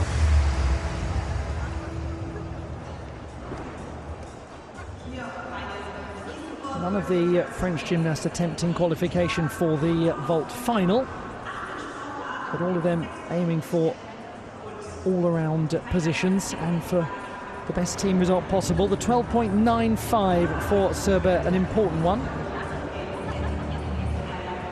Certainly a counting score. 12.15 for Ceren Binesh.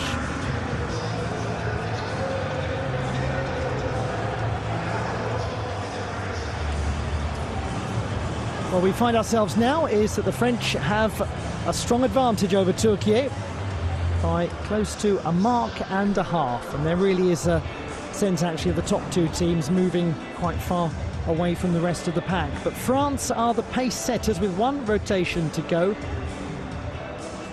and the French will finish on the uneven bars. Türkiye, interestingly, are going to finish on vault, so it may be that roughly 1.5 mark difference is challenged quite strongly because of the expertise that Türkiye has at the vaulting table. We will discover, and we hope that you'll stay with us for the remaining two subdivisions of this women's team final. We're going to see gymnasts from Belgium and Hungary in action next, and Brazil. We don't anticipate those gymnasts to be posting full team scores. We anticipate the Portuguese will, as will Canada. Norway are not intending, based on their published working orders, to put up a full team. Same for Egypt, but the United Kingdom of Great Britain and Northern Ireland are. Spain in subdivision 4 certainly will be going for team success, as will Japan. Those two nations both got onto the podium in Chengdu 2 years ago. The Republic of Korea will be, as will Chinese Taipei, as will Finland, and as will the host nation Germany, who will be joined by Austria and Switzerland in a very busy subdivision number 4. But for now, we focus on Italy at the vaulting table. Australia on floor, Czechia on the uneven bars, and then we'll move to those leading nations of France and Türkiye in the second half of the rotation. They'll be joined by the Dutch, and the Dutch will be on floor.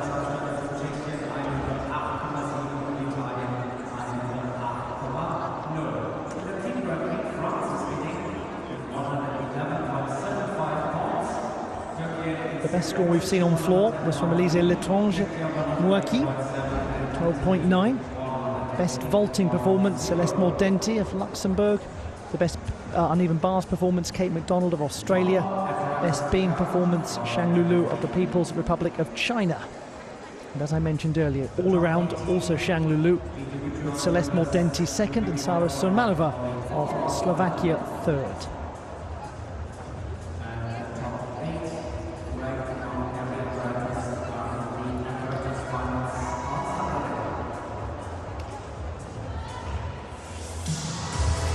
Luxembourg, I believe, has a very interesting distinction at these games. I believe all of its athletes across its various sports are actually representing universities not in Luxembourg.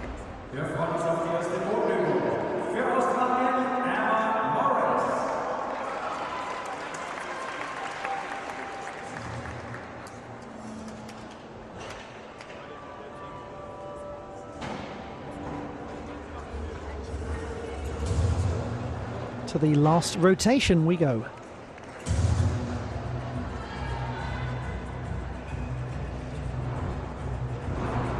Sabina Halova on the uneven bars, the 23-year-old who lives in beautiful Prague.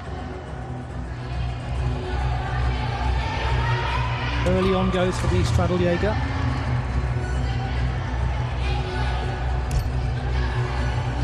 Bale goes nicely into the handstand, but she's lost the swing, unfortunately.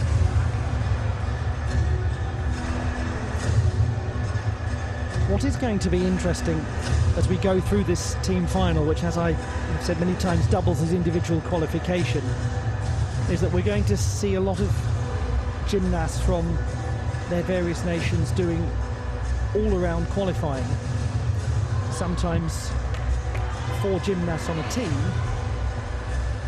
and of course only 2 can earn a place in the final, so the internal competition will be its own challenge.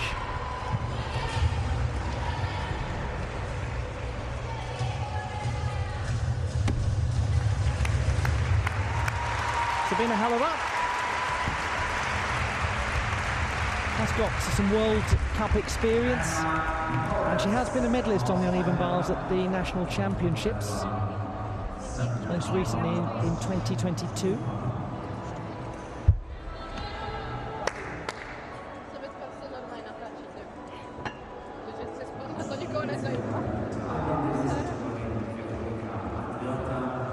Now Veronica Mandriotta of the University of the Italian Chamber of Commerce.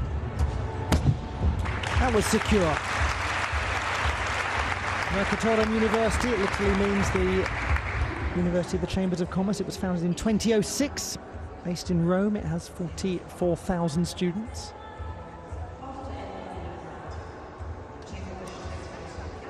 Another of the full twisting Yurchenko vaults.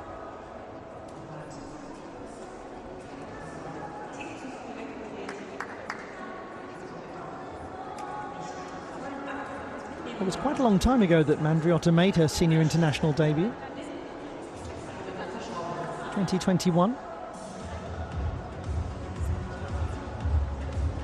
She was indicating, I believe, on the vault board 1.5 twisting Yurchenko for a difficulty score of 4.6.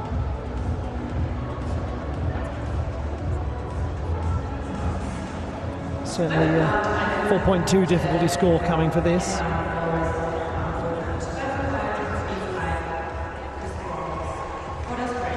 11.35 on the uneven bars for Sabina Halova.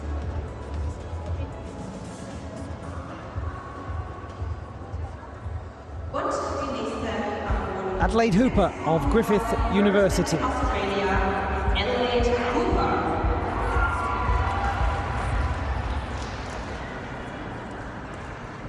The captain of her club, competing on floor.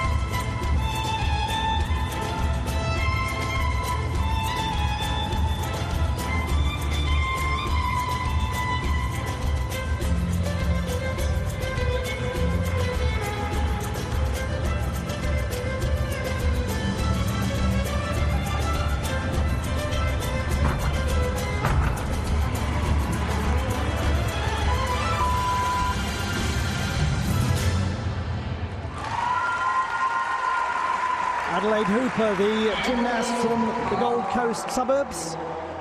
She was born about 3 kilometres west of Surfers Paradise, which is very slightly geographically different from Essen.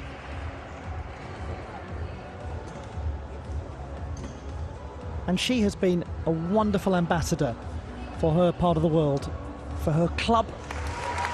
And doubtless she'll be full of stories when she comes back from these games, what she's experienced, what she's learned. She's proven that she has competition temperament, hasn't she?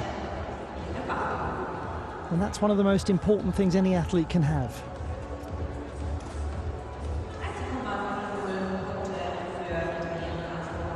Veronica Mandriotta, 13.05 for a nicely executed full twisting Yurchenko.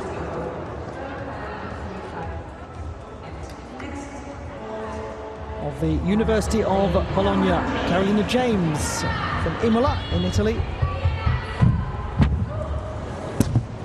Well, it just about got landed.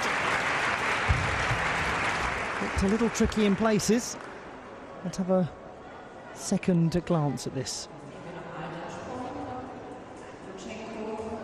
She did extraordinarily well to actually get that up and around. There was a lot of determination there because the connection with the table was far from ideal.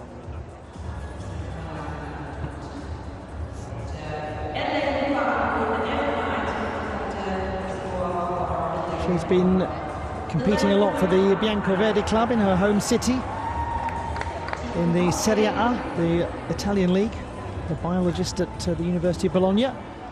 And as I mentioned at the start, if you haven't heard reference to it before, always a special honorary award for anyone who represents the University of Bologna, the oldest university in operation in the world. 11.15 for Adelaide Hooper.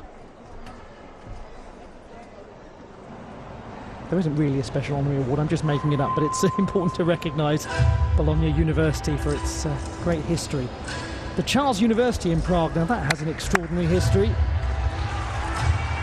One of the oldest continuously operating in the world, founded in 1347, positively new compared to Bologna, but it goes back into the Middle Ages. Aneta Holasova represents them and represents Czechia, and performs her first complex move well. Max Salto loses a bit of form. And Maloney with good swing. Was wide of handstand.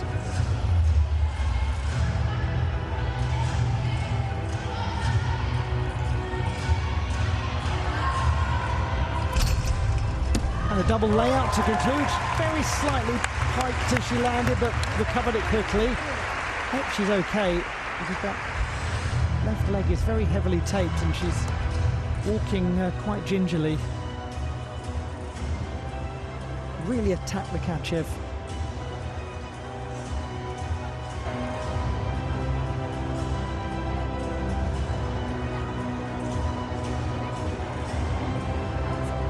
Yes, she's certainly in some discomfort, isn't she, Aneta Holasova? And that's what I wondered about at the start when she came off the beam. It looked as though something wasn't quite right. Carolina James scores 12.35. Execution 8.15. We're now with Marta Ugeri.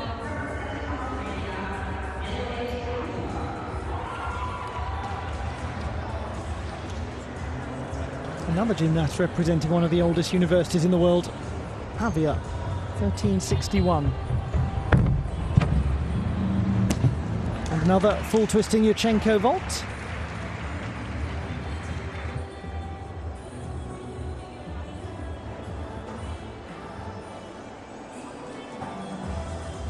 So this will be of some real benefit to the Italian position. I'll get some decent scores registered. 13 exactly for Marta Ugeri.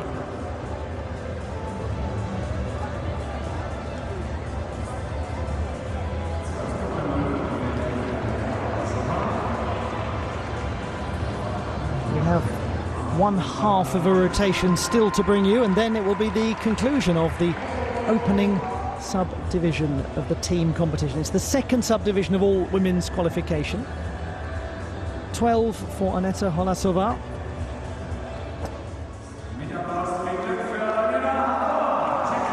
Daniela Halova goes to the uneven bars for the Czechia team.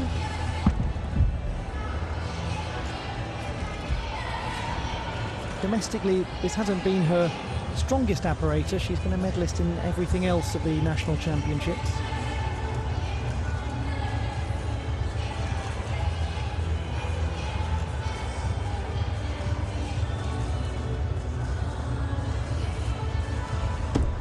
What she does is maximise the execution of a quite simple routine and keep it tidy. And it was tidy.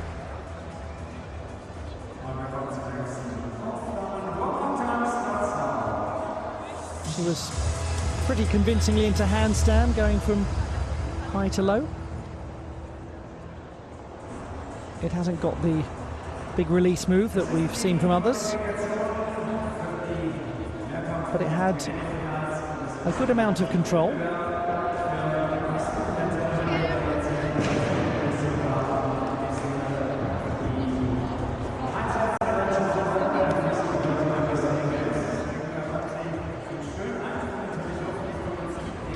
Kate MacDonald of Deakin University on floor. The top performer on the uneven bars. One of the most experienced gymnasts here. Let's have a look at the work of the Paris Olympian.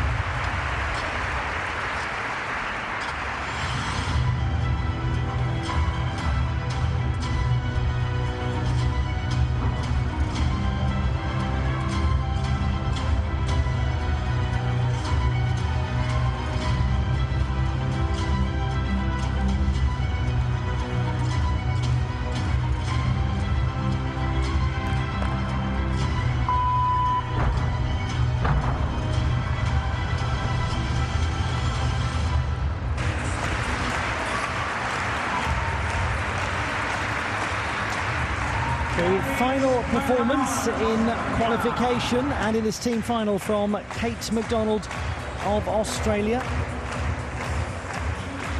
Had some very high impact tumbling that worked very well. Had an obvious issue near the conclusion. MacDonald with 12.55 as her score. She's in fourth place in all-around qualification. We didn't see her vault at the start, but it scored only 10.6. Daniela Halova with a 10.7 score on the uneven bars. So still Xianglu Liu and Celeste Mordenti, the top two in the all-around. The best so far to have completed performances in this particular subdivision, Veronica Mandriotta of Italy. She's third in all-around qualification, about a third of a mark behind Mordenti.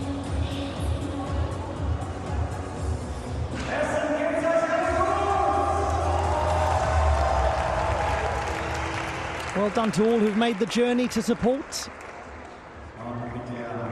including Adelaide Hooper, very clearly there.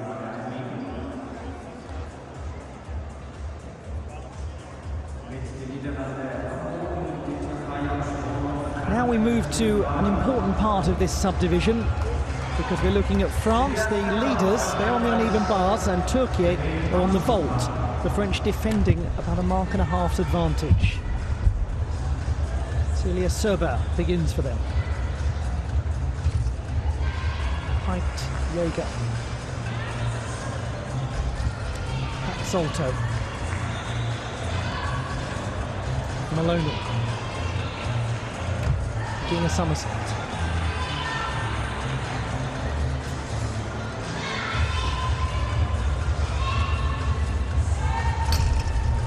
Double layout, lovely. Nerves steadied there for the French by that display.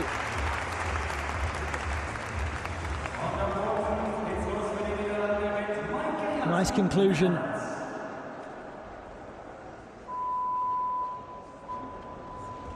Can they hold on this apparatus, or will Turkey make up the numbers? They've got some good vaulters. They've got two gymnasts who will be trying to qualify for the vault final.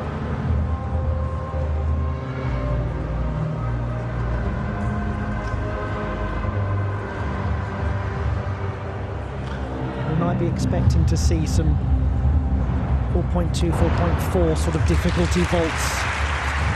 And if they're well performed by these gymnasts from Turkey, then it might be that the French lead gets eroded.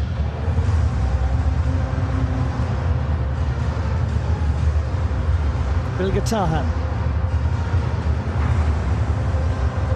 fourth in the vault final at the last World University Games.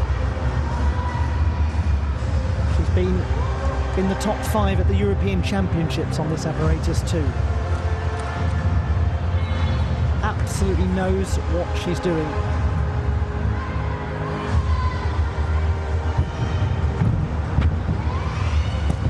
And that's an important opening vault produced for Turkey. That's the one for the team from Bilge Tahan.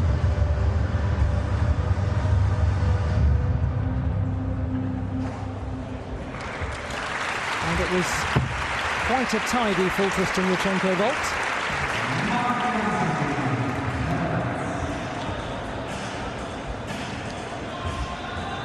Tried to keep the arms as tightly wrapped into the body as possible.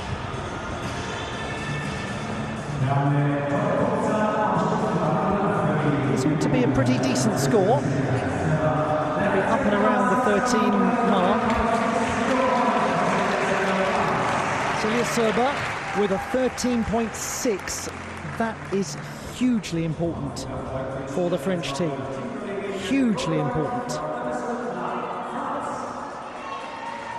That's the fourth best score we've seen on the uneven bars. Alison Lapp is next to go as France try to hold on to their advantage. Try to hold on to first place. Pat Salter had a nice arch at the back. It looked very aesthetic. Ginger. All going well.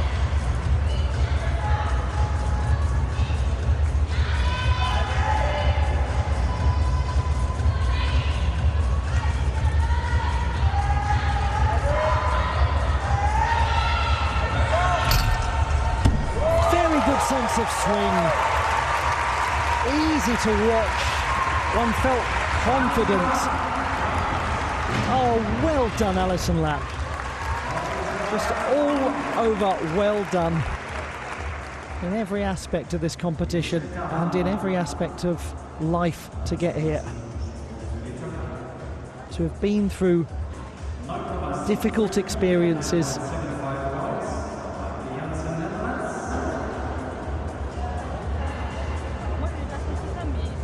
to have rebounded and come back to the international stage,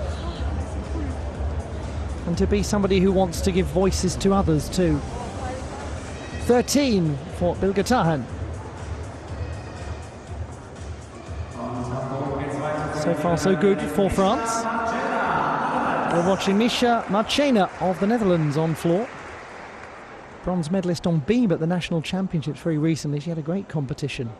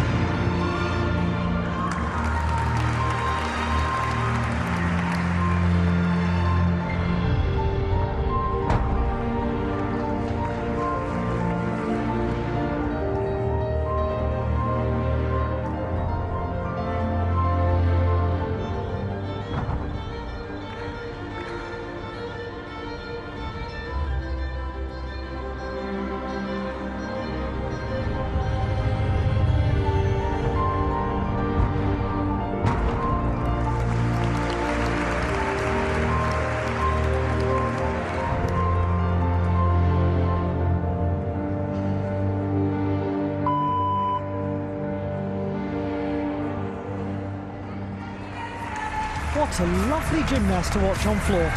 Misha Marchena. It's a very sensitive and narrative-driven performance.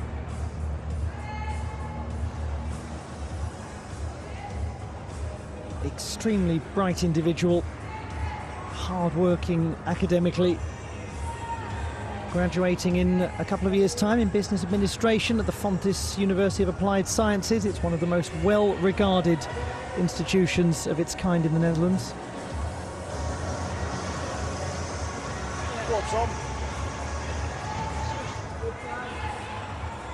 Alison Lapp with a 12.7 score, 8 for execution. France still in line, definitely still in line to go into, or to hold on to the lead. Bengüsü Yıldız will be the next vaulter for Turkey. She's got a lot of international honours on this apparatus. And she too performs the full twist in Yurchenko well.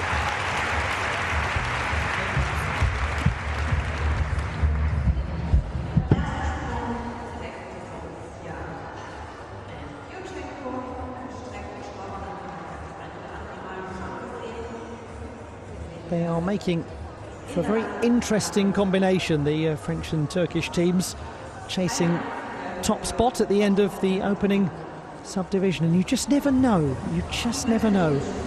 Look at what happened to Canada yesterday, top after the first subdivision of the men's team event, and they ended up winning the silver medal about 30 hours later because it took place over 2 days.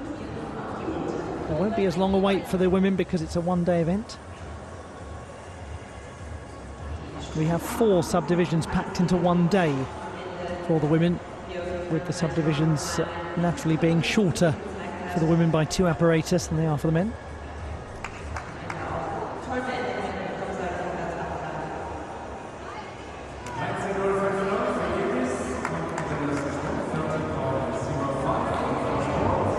It's Elise Letrange-Mouaki who next takes the uneven bars for Team France.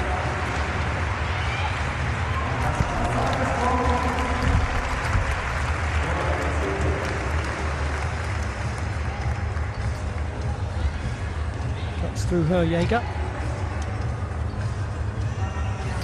And indeed through her pack salto. She seems to give herself lots of time in the air.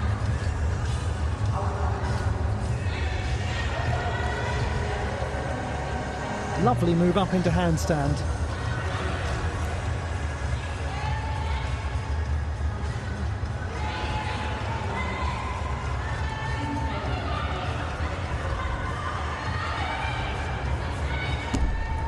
And she does well to deal with a very slightly compressed landing. Kept that on its feet, and as a result has delivered a big performance for the French and for herself. Well, if they were feeling any trepidation coming to this last rotation, it has not looked like it.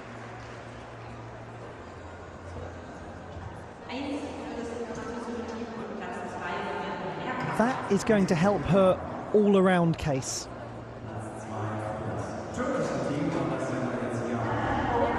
Elise Letrange-Mouaki, 12.6, and that gives her an all-around total of 50.85. She's gone into second place ahead of Celeste Mordenti, behind Xiang Lulu. Bengüsü Yıldız, 13.05.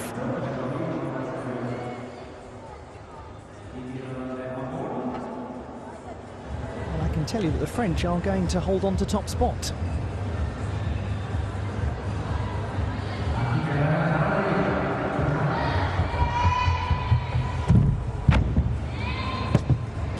Even though we've seen some very nice vaulting from Turkey. That's Atiye Bera Karademir, silver medalist at the national championships this year.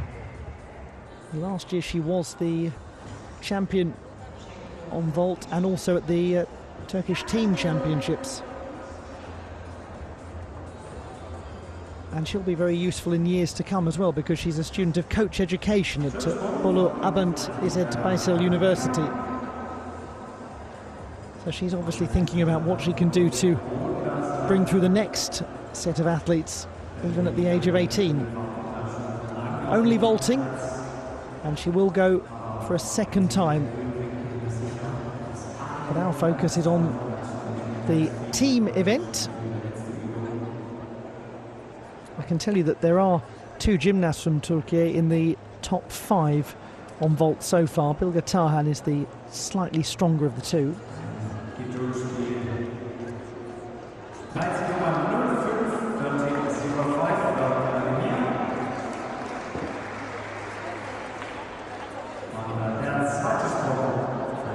And Turkey are really so strongly focusing their attentions on vault. Nice to have a look at their specialist vaulting for the second time. Vladimir, and vaulting well. Handspring front tuck. It's a lower difficulty vault, but my word, it was sharp. They've been vaulting nicely, Turkey. Misha Marchena, 12.0 exactly. And now we're with Sam van der Hilst on floor.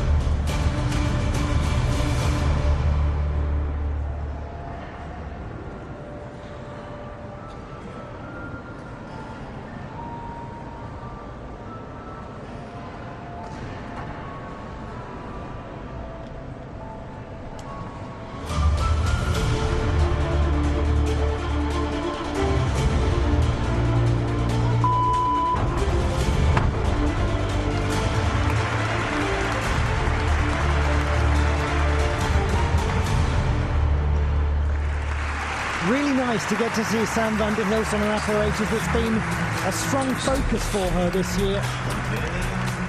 She's really been principally used as a vault and floor gymnast. She's got some nice secure tumbling. She looks very at home on this apparatus. She's actually competed in Germany before in the Bundesliga and at some smaller international events in various countries, and indeed at a World Challenge Cup in Croatia.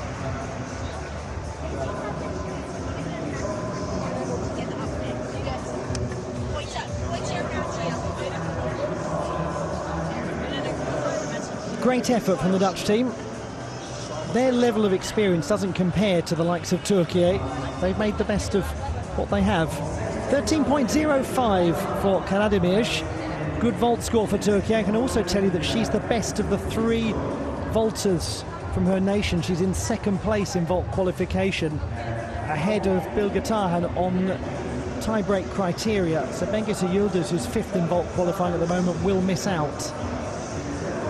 But they've done very well on vault, Turkey, and they've done very well full stop.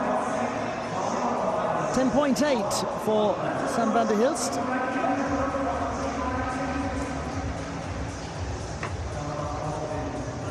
What an enjoyable subdivision it's been.